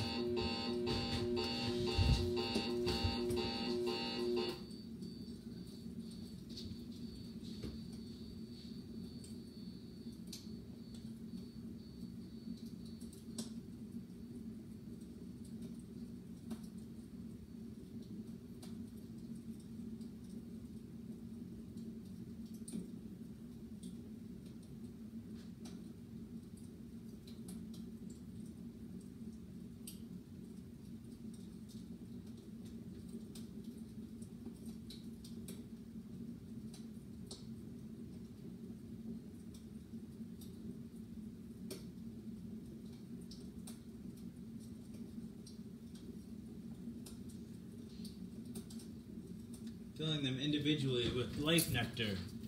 The life nectar then being passed into the world out of each beak in the form of that bird's distinctive song, which was, in turn, an accident of beak shape, throat shape, breast configuration, brain chemistry. Some birds blessed in voice, others cursed, some squawking, others rapturous. From somewhere, something kind asked, "Would you like to go back? It's completely up to you. Your body appears salvageable." No, I thought, no thanks. I've had enough. My only regret was Mom. I had hoped someday, in some better place, I'd get a chance to explain it to her, and maybe she'd be proud of me, one last time after all these years. From across the woods, as if by common accord, birds left their trees and darted upward. I joined them, flew among them. They did not recognize me as something apart from them, and I was happy, so happy, because for the first time in years and forevermore, I had not killed, and never would.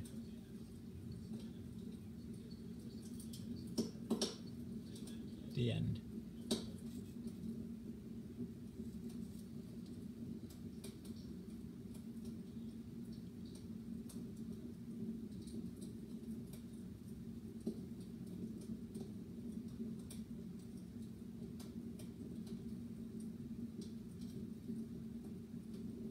Hey, Becky James.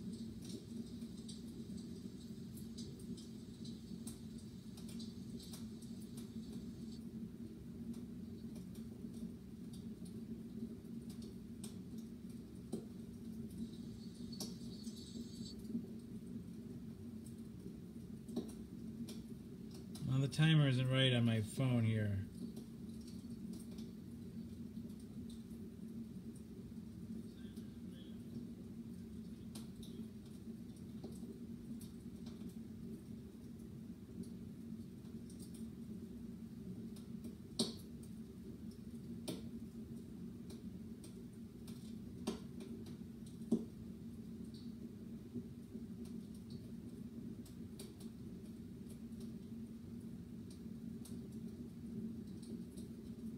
Oh, it showed it right for a second. 3 hours and 13 minutes.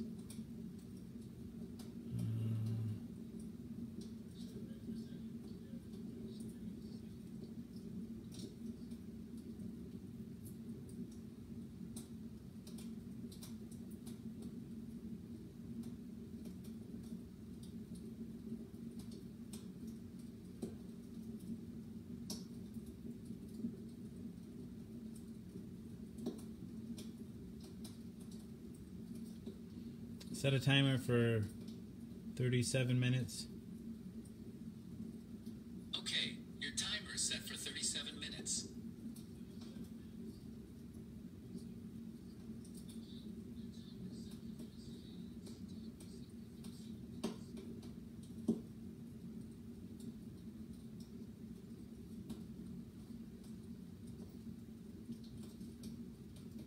Cancel timer. I stop. Set a timer for 34 minutes. Okay, your timer is set for 34 minutes. Hey, Damo. How goes it?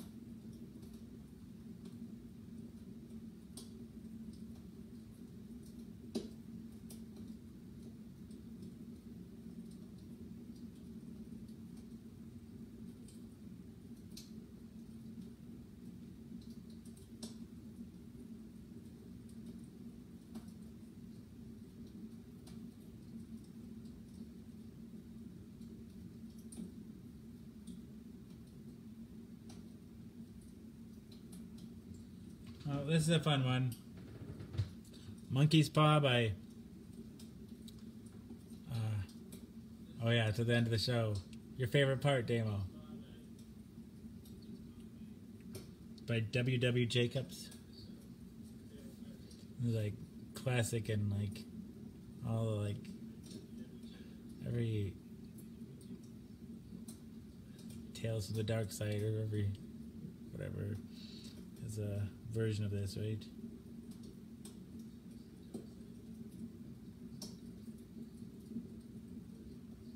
Part 1. Without, the night was cold and wet, but in the small parlor of the Burnham villa, the blinds were drawn and the fire burned brightly. Father and son were at chess.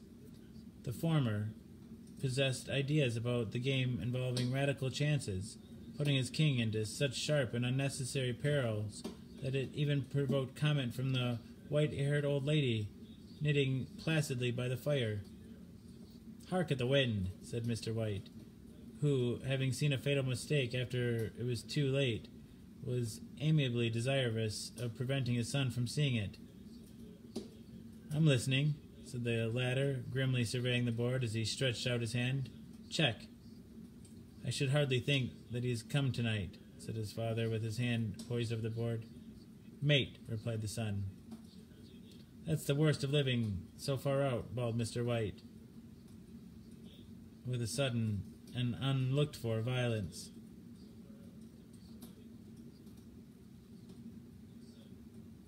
"Of all the beastly, slushy, out-of-the-way places to live in, this is the worst. Path's a bog, and the road's a torrent. I don't know what people are thinking about. I suppose, because only 2 houses in the road are let, they think it doesn't matter." "Never mind, dear," said his wife soothingly. "Perhaps you'll win the next one." Mr. White looked sharp, just in time to intercept a knowing glance between mother and son. The words died away on his lips, and he hid a guilty grin in his thin gray beard. "There he is," said Herbert White, as the gate banged too loudly and heavy footsteps came toward the door. The old man rose with hospitable haste, and opening the door was heard condoling with the new arrival. The new arrival also condoled with himself, so that Mrs. White said, "Tut, tut, and coughed gently as her husband entered the room, followed by a tall, burly man, beady of eye and rubicund of visage. "Sergeant Major Morris," he said, introducing him.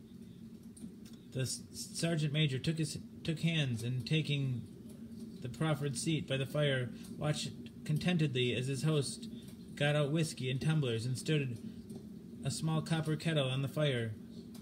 At the third glass his eyes got brighter, and he began to talk, the little family circle regarding with eager interest this visitor from distant parts, as he squared his broad shoulders in the chair and spoke of wild scenes and doughty deeds, of wars and plagues and strange peoples. 21 years of it, said Mr. White, nodding at his wife and son. When he went away was a slip of a youth in the warehouse. Now look at him. He doesn't look to have taken much harm, said Mrs. White politely. I'd like to go to India myself, said the old man, just to look around a bit, you know. Better where you are, said the sergeant major, shaking his head. He put down the empty glass and, sighing softly, shook it again. I should like to see those old temples and fakirs and jugglers, said the old man. What was that you started telling me the other day about a monkey's paw or something, Morris? Nothing, said the soldier hastily. Leastways, nothing worth hearing. Monkey's paw, said Mrs. White curiously. Well, it's just a bit of what you might call magic, perhaps, said the sergeant major offhandedly. His three listeners leaned forward eagerly. The visitor absent-mindedly put his empty glass to his lips and then set it down again. His host filled it up for him again. To look at it, said the sergeant major, fumbling in his pocket, it's just an ordinary little paw, dried to a mummy. He took something out of his pocket and proffered it. Mrs. White drew back with a grimace, but her son, taking it, examined it curiously. And what is there special about it? Inquired Mr. White as he took it from his son, and having examined it, placed it upon the table. It had a spell put on it by an old fakir, said the sergeant major. A very holy man. He wanted to show that fate ruled people's lives, and that those who interfered with it did so to their sorrow. He put a spell on it so that 3 separate men could have 3 wishes from it. His manners were so impressive that his hearers were conscious that their light laughter had jarred somewhat. Well, why don't you have 3, sir? Said Herbert White cleverly. The soldier regarded him the way that middle age is wont to regard presumptuous youth. I have, he said, quietly, and blotchy face whitened. And did you really have the 3 wishes granted? Asked Mrs. White. I did, said the sergeant major, and his teeth glass-tapped against strong teeth. And has anybody else wished? Persisted the old lady. The first man had his 3 wishes, yes, was the reply. I don't know what the first 2 were, but the third was for death. That's how I got the paw. His tones were so grave that a hush fell upon the group. If you'd had your 3 wishes, it's no good to you now, then, Morris, said the old man at least. What do you keep it for? The soldier shook his head. Fancy, I suppose, he said slowly. I did have some idea of selling it, but I don't think I will. It caused me enough mischief already. Besides, people won't buy. They think it's a fairy tale. Some of them. And those who do think anything of it want to try it first and pay me afterward. If you could have another 3 wishes, said the old man, eyeing him keenly, would you have them? I don't know, said the other. I don't know. He took the paw, and dangling it between his forefinger and thumb, suddenly threw it upon the fire. White, with a slight cry, stooped down and snatched it off. Better let it burn, said the soldier solemnly. If you don't want it, Morris, said the other, give it to me. I won't, said his friend doggedly. I threw it on the fire. If you keep it, don't blame me for what happens. Pitch it on the fire like a sensible man. The other shook his head and examined his possession closely. How do you do it? He inquired. Hold it up in your right hand and wish aloud, said Sergeant Major. But I warn you of the consequences. Sounds like the Arabian Nights, said Mrs. White, as she rose and began to set the supper. Don't you think you might wish for 4 pairs of hands for me? Her husband drew the talisman from his pocket, and all 3 burst into laughter as the sergeant major, with a look of alarm on his face, caught him by the arm. If you wish, he said gruffly, wish for something sensible. Mr. White dropped it back in his pocket, and placing the chairs, motioned his friend to the table, and the business of supper and the talisman was partly forgotten, and afterward the three sat listening in an enthralled fashion to a second installment of the soldier's adventures in India. If the tale about the monkey's paw is not more truthful than those he has been telling us, said Herbert, as the door closed behind us, just in time to catch the last rhyme, we shan't make much of it. Did you give anything for it, father? Inquired Mrs. White, regarding her husband closely. A trifle, he said, coloring slightly. He didn't want it, but I made him take it, and he pressed me again to throw it away. Likely, said Herbert, with pretended horror. Why, we're going to be rich and famous and happy. Wish to be an emperor, father, to begin with, then you can't be henpecked. He darted around the table, pursued by the maligned Mrs. White, armed with an anti-macassar.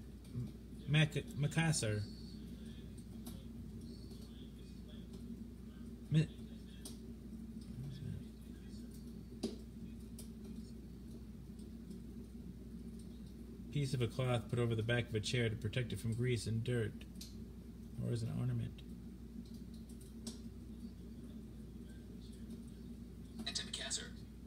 Mr. White took the paw from his pocket and eyed it dubiously. I don't know what to wish for, and that's a fact, he said slowly. It seems to me I've got all I want. If you only cleared the house, you'd be quite happy, wouldn't you? Said Herbert, with his hand on his shoulder. Well, wish for 200 pounds, then that'll just do it. His father, smiling shamefacedly at his own credulity, held up the talisman as his son, with a solemn face somewhat marred by a wink at his mother, sat down and struck a few impressive chords. I wish for 200 pounds, said the old man distinctly. A fine crash from the piano greeted his words, interrupted by a shuddering cry from the old man. His wife and son ran toward him. It moved, he cried, with a glance of disgust at the object as it lay on the floor. As I wished, it twisted in my hand like a snake. Oh, I don't see the money, said his son, as he picked it up and placed it on the table, and I bet I never shall. It must have been your fancy, father, said his wife, regarding him anxiously. He shook his head. Never mind, though.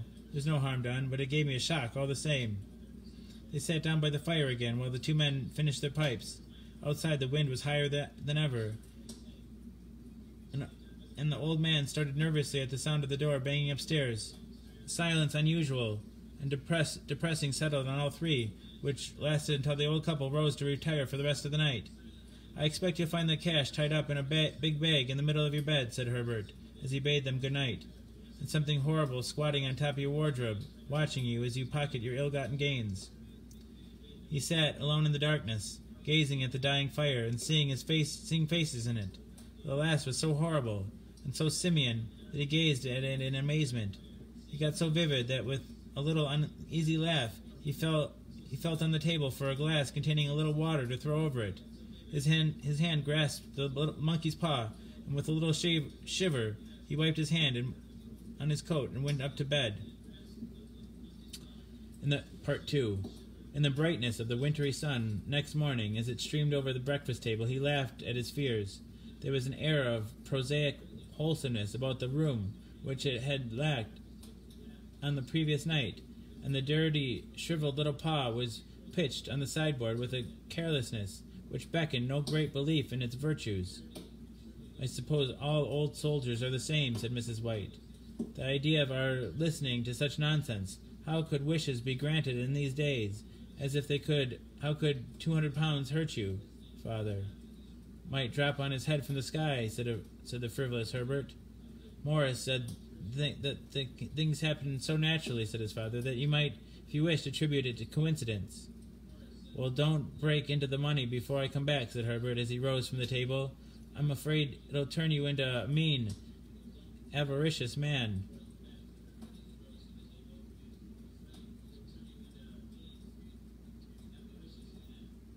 Avaricious? Having or showing extreme greed for wealth or material gain. And we shall have to disown you. His mother laughed, and following him to the door, watched him down the road, and returning to the breakfast table was very happy at the expense of her husband's credulity, all of which did not prevent her from scurrying to the door at the postman's knock, nor prevent her from referring somewhat shortly to retired sergeant majors of bilboous habits when she found that the post brought a tailor's bill. Herbert will have some more of his funny remarks, I expect, when he comes home. she said as they sat at dinner. I dare say, Mr. White, pouring himself out some beer, but for all that, the thing moved in my hand, that I'll swear to. You thought it did, said the old lady soothingly. I say it did, replied the other. There was no other about it. There was no thought about it. I had just... What's the matter? His wife made no reply. She was watching the mysterious movements of a man outside, who, peering in an undecided fashion at the house, appeared to be trying to make up his mind to enter. In mental connection with the 200 pounds, she noticed that the stranger was well dressed and wore a silk hat of glossy newness.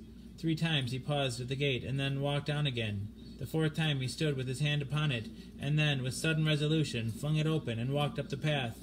Mrs. White at the same moment placed her hands behind her and hurriedly, unfastening the strings of her apron, put that useful article of apparel beneath the cushion of her chair. She brought the stranger, who seemed ill at ease, into the room. He gazed at her furtively and listened in a preoccupied fashion as the old lady apologized for the appearance of the room and her husband's coat, a garment which he usually reserved for the garden.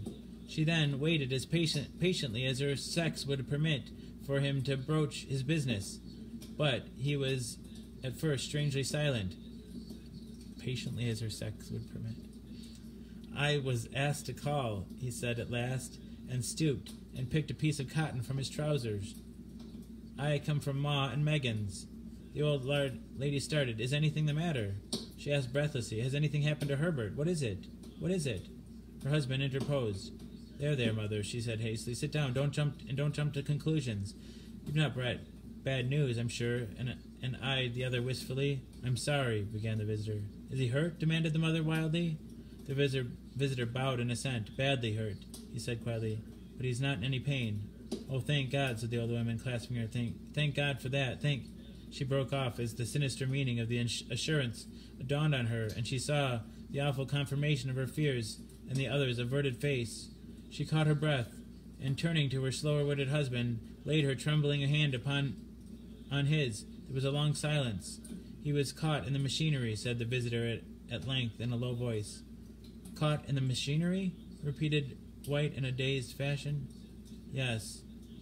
He sat staring out the window, and taking his wife's hands between his own, pressed it as he had been won't do in their old courting days, nearly for 40 years before.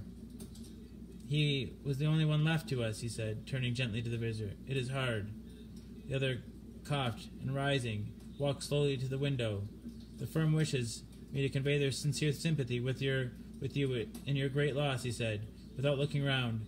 I beg that you will understand I am only their servant and merely obeying orders. There was no reply. The old woman's face was white, her eyes staring, and her breath inaudible. On her husband's face was a look such as his friend, the sergeant, might have carried into his first action. I was to say that Ma and Megan's disclaim all responsibility, continued the other. They admit no liability at all, but in consideration of your son's services, they wish to present you with a certain sum as compensation. Mr. White dropped his wife's hand, and rising to his feet, gazed with a look of horror at his visitor. How his dry lips shaped the words, How much? 200 pounds was the answer. Unconscious of his wife's shriek, the old man smiled faintly, put out his hands like a sightless man, and dropped, a senseless heap, to the floor. Part 3. In the huge cemetery. Some 2 miles distant, the old people buried their dead, and came back to the house steeped in shadows and silence. It was all over so quickly that at first they could hardly realize it, and remained in a state of expectation as though of something else to happen, something else which was to lighten this load, too heavy for their old hearts to bear. But the days passed, and expectations gave way to resignation, the hopeless resignation of the old, sometimes miscalled apathy. Sometimes they hardly exchanged a word, for now they had nothing to talk about, and their days were long to weariness. It was about a week after that the old man, waking suddenly in the night, stretched out his hand and found himself alone. The room was in darkness, and the sound of subdued weeping came from the window. He raised himself in bed and listened. Come back, he said tenderly. You will be cold. It is colder for my son, said the old woman, and wept afresh. The sounds of her sobs died away on his ears. The bed was warm, and his eyes heavy with sleep. He dozed fitfully, then slept with a sudden, wild cry from his wife awoke with a start. "The paw," she cried wildly. "The monkey's paw!" He started up in alarm. Where? Where is it? What's the matter?" She came stumbling across the room toward him. "I want it," she said quietly. "You've not destroyed it?" "It's in the parlor, on the bracket," he replied, marveling. "Why?" She cried and laughed together, and bending over, kissed his cheek. "I only just thought of it," she said hysterically. "Why didn't I think of it before? Why didn't you think of it?" "Think of what?" he questioned. "The other 2 wishes," she replied rapidly. "We've only had 1. "Was not that enough?" he demanded fiercely. "No," she cried triumphantly. "We'll have 1 more. Go down and get it quickly, and wish our boy alive again." The man sat in bed and flung the bedclothes from his quaking limbs. "Good God, you are mad!" he cried aghast. "Get it," she panted. "Get it quickly and wish her... Oh, my boy, my boy!" Her husband struck a match and lit the candle. "Get back to bed," he said unsteadily. "You don't know what you are saying." "We had the first wish granted," said the old woman feverishly. "Why not the second?" "A coincidence," stammered the old man. "Go get it and wish," cried his wife, quivering with excitement. The old man turned and regarded her, and his voice shook. "He has been dead 10 days, and besides, I would not tell you else, but I could only recognize him by his clothing. If he was too terrible for you to see then, how now?" "Bring him back," cried the old woman, "and drag him towards the door. Do you think I fear the child I have nursed?" He went in the darkness and felt his way to the parlor, and then to the mantelpiece. The talisman was in its place, and a horrible fear that the unspoken wish might bring his mutilated son before him, and ere he could escape from the room, seized upon him, and he caught his breath as he found he had lost direction of the door. His brow cold with sweat, he felt his way round the table and groped along the wall until he found himself in the small passage with the unwholesome thing in his hand. Even his wife's face seemed changed as he entered the room. It was white and expectant, and his fears seemed to have an unnatural look upon it. He was afraid of her. "Wish!" she cried in a strong voice. "It's foolish and wicked," he faltered. "Wish!" repeated his wife. He raised his hand. "I wish my son alive again." The talisman fell to the floor, and he regarded it fearfully. Then he sank, trembling, into a chair as the old woman, with burning eyes, walked to the window and raised the blind. He sat until he was chilled with the cold, glancing occasionally at the figure of the old woman peering through the window. The candle end, which had burned below the rim of the china candlestick, was throwing pulsating shadows on the ceiling and walls until, with a flicker larger than the rest, it expired. The old man, with an unspeakable sense of relief at the failure of the talisman, crept back to his bed, and a minute afterward the old woman came silently and apathetically beside him. Neither spoke, but sat silently listening to the ticking of the clock. A stair creaked, and a squeaky mouse scurried noisily through the wall. The darkness was oppressive, and after lying for some time, screwing up his courage, he took the box of matches, and striking one, went downstairs for a candle. At the foot of the stairs the match went out, and he paused to strike another, and at the same moment a knock came so quiet and stealthily as to be scarcely audible, sounded on the front door. The matches fell from his hand and spilled in the passage. He stood motionless, his breath suspended until the knock was repeated. Then he turned and fled swiftly back to his room and closed the door behind him. A third knock sounded through the house. "What's that?" cried the old woman, string up. "A rat," said the old man in shaking tones. "A rat. It passed me on the stairs." His wife sat up in bed. A loud knock resounded through the house. "It's Herbert!" She ran to the door, but her husband was before her, and catching her by the arm, held her tightly. "What are you going to do?" he whispered hoarsely. "It's my boy! It's Herbert!" she cried, struggling mechanically. "I forgot it was 2 miles away. What are you holding me for? Let go! I must open the door." "For God's sake, don't let it in!" cried the old man, trembling. "You're afraid of your own son?" she cried, struggling. "Let me go! I'm coming, Herbert! I'm coming!" There was another knock, and another. The old woman, with a sudden wrench, broke free and ran from the room, her husband following to the landing and calling after her appealingly as she hurried down the stairs. He heard the chain rattle back and the bolt drawn slowly and stiffly from the socket, the old woman's voice strained and panting. "The bolt," she cried loudly. "Come down! I can't reach it!" But her husband was on his hands and knees groping wildly on the floor in search of the paw. If only he could find it before the thing outside got in. A perfect fusillade. Fusillade? A series of shots fired or missiles thrown all at the same time in quick succession. Fusillade of knocks reverberated through the house, and he heard the scraping of a chair as his wife put it against the passage against the door. He heard the creaking of the bolt as it came slowly back, and at the same moment he found the monkey's paw, and frankly breathed his third and last wish. The knocking ceased suddenly, and although the echoes of it were still in the house, he heard the chair drawn back, and the door opened. A cold wind rushed up the staircase, and a long, loud wail of disappointment and misery from his wife gave him the courage to run down to her and her side, and then to the gate beyond. The street lamp flickering opposite shone on a quiet and deserted road.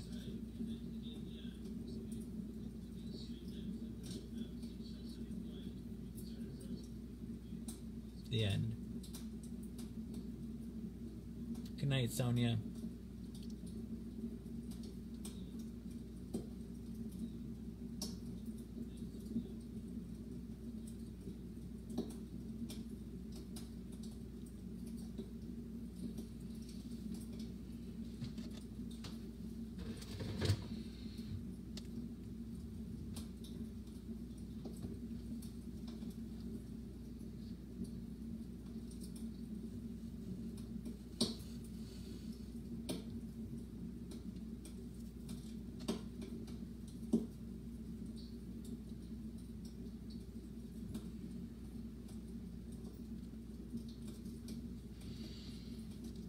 Maybe we'll play I'll Dance You.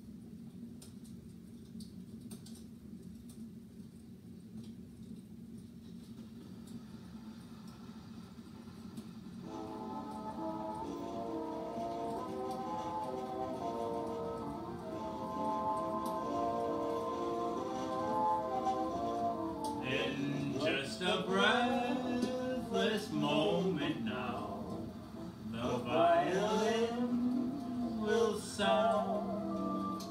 I'll hold you close, and this is how I'll dance you into my heart. I'll dance you up, I'll dance you down, we'll dance the night away. I'll dance you to the end of time and to the brink of day. I'll see you standing there with the star fall in your hair, and I'll ask you if you care. Will go waltzing with me in the air, and we'll step into a magic spell and leave the earth below. I'll dance you to a fare thee well and never let you go.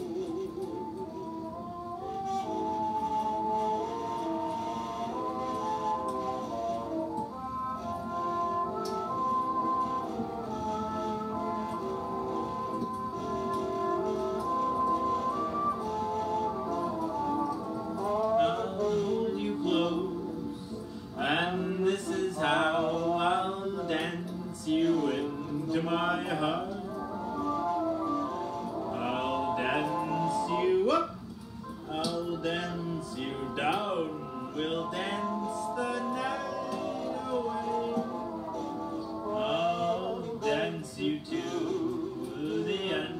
tide, and to the brink of day.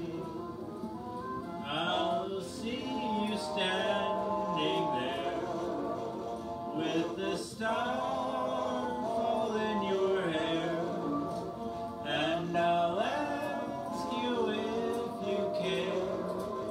We'll go waltzing with me in the air, and we'll step into a magic spell and leave the earth below. I'll dance you to a fare thee well and never let you go.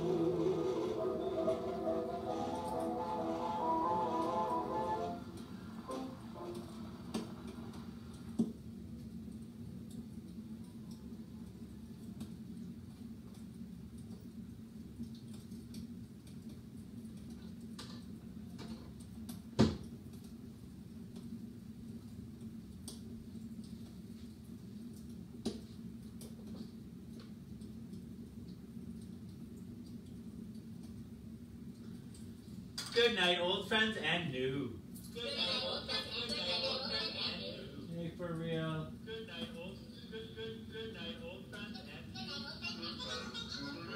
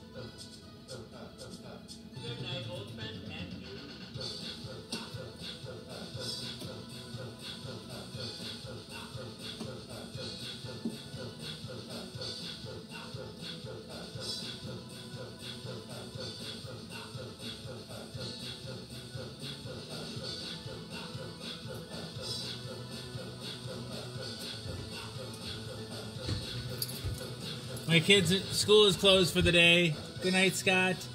So no school for them. I had a doctor's appointment too. I think I'm going to skip that.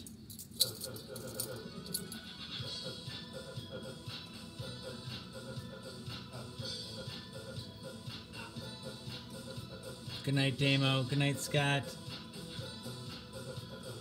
So, we've come once again to the anticlimax. Let's see.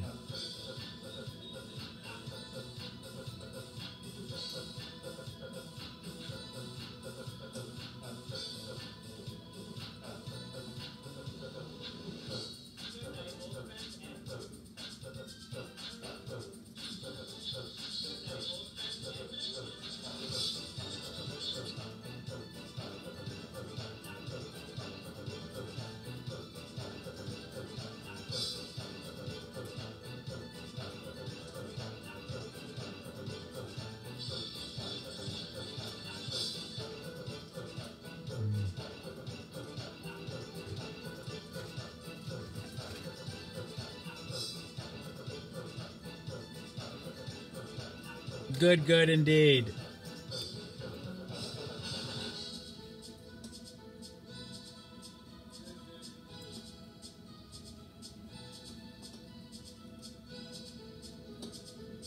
Alright, once again, the anticlimax, we've come to it. So, some of you might be wondering what this show is about. People often wonder what the show is about. I don't know, maybe we'll go sledding. Who knows? We're snowed in. Alright, so you're wondering what the show is about? Some of you might be wondering what the show is about. People often wonder what the show is about. The premise is deceptively simple. I take my HIV medication live in the Book of Face each day in front of friends, family, and strangers. I do so in order to embrace stigma, dispel ignorance, and find support. It's too late, Nelson, next time. After 805 pills, 805 shows, a number of bells, whistles, and bows have risen up and around and about the show. The bells, bows, and other people, the people that come back night after night and give me the most valuable resource, their time. To me, that's the most significant thing that's risen up and around and about the show, the community. Therein lies the support that I was looking for. But a number of bells, whistles, and bows have risen up and around and about the show. Ding dong bell, boy do she knell. Hell, heck, the show has it all. I like to say that it is Cloud Atlas and that it incorporates at least 600 years of entertainment with Edward R. Murrow's radio broadcasts on record and cylinders played on a 19th century Edison home phonograph, along with a nursery rhyme book from my childhood containing woodcut illustrations from the 15th century. It is, in a sense, also The Matrix. In a previous iteration of the show, I created something I call the Rainbow Tunnel, in which I harnessed the power of Grayskull and the Eye of Thundera, funneling them through a series of warp nacelles, creating a static warp bubble and a subsequent singularity, punching a hole through the fourth wall, across the multiverse, and into the source. Maybe I'll do a live show with the show tomorrow. The show now takes place in an echo chamber created by me that serves as a way station between our reality and the source. I don't expect lay people to fully understand as this is advanced social science. Yeah, so the show is also like an old-timey variety show, Carol Burnett style, mixed with a merry melody of Looney Tunes and a measure of Mork and Mindy, a dash of Mr. Ed, and two doses of Alice in Wonderland, a helping of Hee Haw, heaps of Benny Hill, a hint of the Highlander, tons of the Twilight Zone, a tincture of Teen Wolf, an ounce of Oz, a cup of Creepshow and Castaway, a quart of Quantum Leap, and a gallon of Gilligan's Island. It's a 4-hour show and a 4-hour tour. Piles of Pee-wee's Playhouse, a pinch of Peter Pan, a pound of Popeye, I am what I am. A whole block of Mr. Rogers' Neighborhood and a ration of the Rocky Horror Picture Show. I'm just a sweet transvestite from transsexual Transylvania. Aha. Come up to the lab, see what's on the slab. I can see shiver with anticipation. Touch me, I want to be dirty. Thrill me, chill me, fill me. Creature of the night, an undone Benjamin Button, a corny ear of Dumbo, a college try of I Spy, a couple of raw strokes of Bob Ross, a spoonful of Mary Poppins, and the full Monty Python. Finally, lumping Rick and Morty with a liter of I Love Lucy in the sky with diamonds and wham bam. Thank you, ma'am. You've got the show. Everything is out of place and out of time here, including and especially me. Alice will always be pregnant. Harambe will always be ready for her high fives. The first on the second coming will always be risen, with the Obamas getting blowjobs from the Woodies, the Supermen, and their boners will always be spinsters and seamstresses working the sweatshop. The Twin Towers will always stand with Lady Liberty. You will have their MTV. Pigs will fly. Disco and dance will reign like men did in the days of old. I write nightly the future history of anachronism for your future children and your elderly grandparents. May they enjoy it now and time immemorial. If I'd have people take only one thing away from this show, it'd be the knowledge that HIV is preventable. If you're HIV negative, there's a once-a-day pill you can take. They call it PrEP, pre-exposure protocol. The pill is Truvada, and if you're HIV negative, you take it once a day, and it works like a highly effective chemical condom. It prevents HIV. But if you're already HIV positive like me, treatment is prevention. By taking my medication every day and maintaining an undetectable viral load, it makes it so I'm not contagious. U equals U. Undetectable equals untransmissible. You could fuck me bareback all day long and never catch HIV from me. And it's a brave new world. The future is now. And it's 1969. Free love. Pill number 805 down the hatch. We are robot.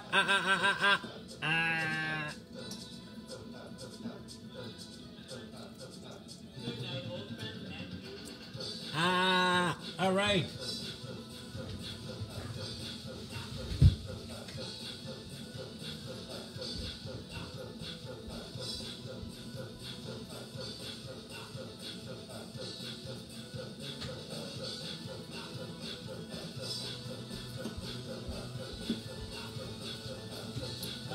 Thank you all for being here. Whoa. This has been Jason is a social scientist. Buy Mouth Daily. Pill number 805.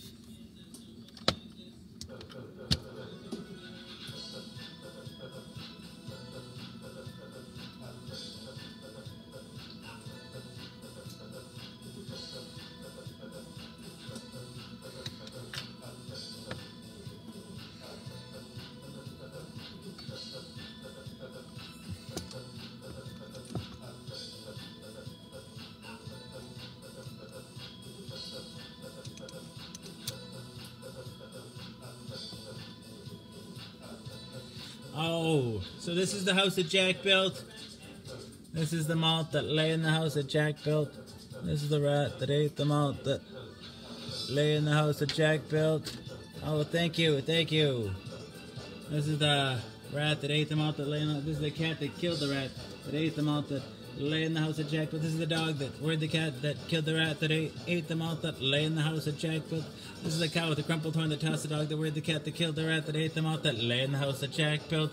This is the maiden all forlorn that milked the cow with the crumpled horn that tossed the dog that worried the cat that killed the rat that ate the malt that lay in the house that Jack built. This is the man all tattered and torn that kissed the maiden all forlorn that milked the cow with the crumpled horn that tossed the dog that worried the cat that killed the rat that ate the malt that lay in the house that Jack built. This is the priest all shaven and shorn that married the man all tattered and torn that kissed the maiden all forlorn that milked the cow with the crumpled horn that tossed the dog that worried the cat that killed the rat that ate the malt that lay in the house that Jack built. This is the cock that crowed in the morn that woke the priest all shaven and shorn that married the man all tattered and torn that kissed the maiden all forlorn that milked the cow with the crumpled horn that tossed the dog that worried the cat that killed the rat that ate the malt that lay in the house that Jack built. This is the farmer that sowed the corn that fed the cock that crowed in the morn that woke the priest all shaven and shorn that married the man all tattered and torn that kissed the maiden all forlorn that milked the cow with the crumpled horn that tossed the dog that worried the cat that killed the rat that ate the malt that lay in the house that Jack built. I love you too, still well. And you have a great day too, Damo. I hope you're doing something fun. Dang it, dang it, dang it.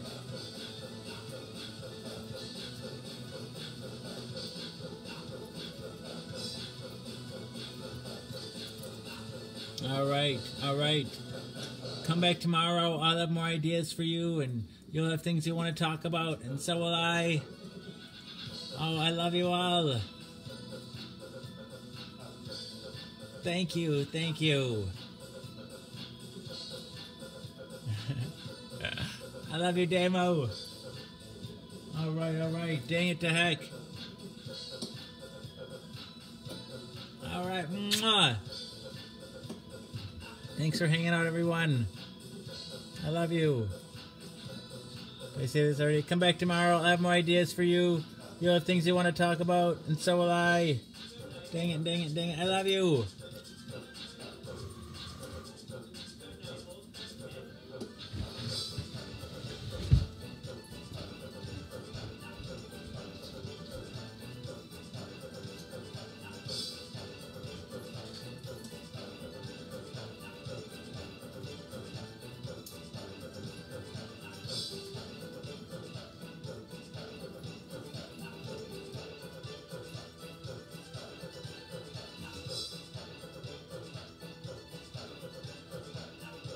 Good night, everyone. I love you.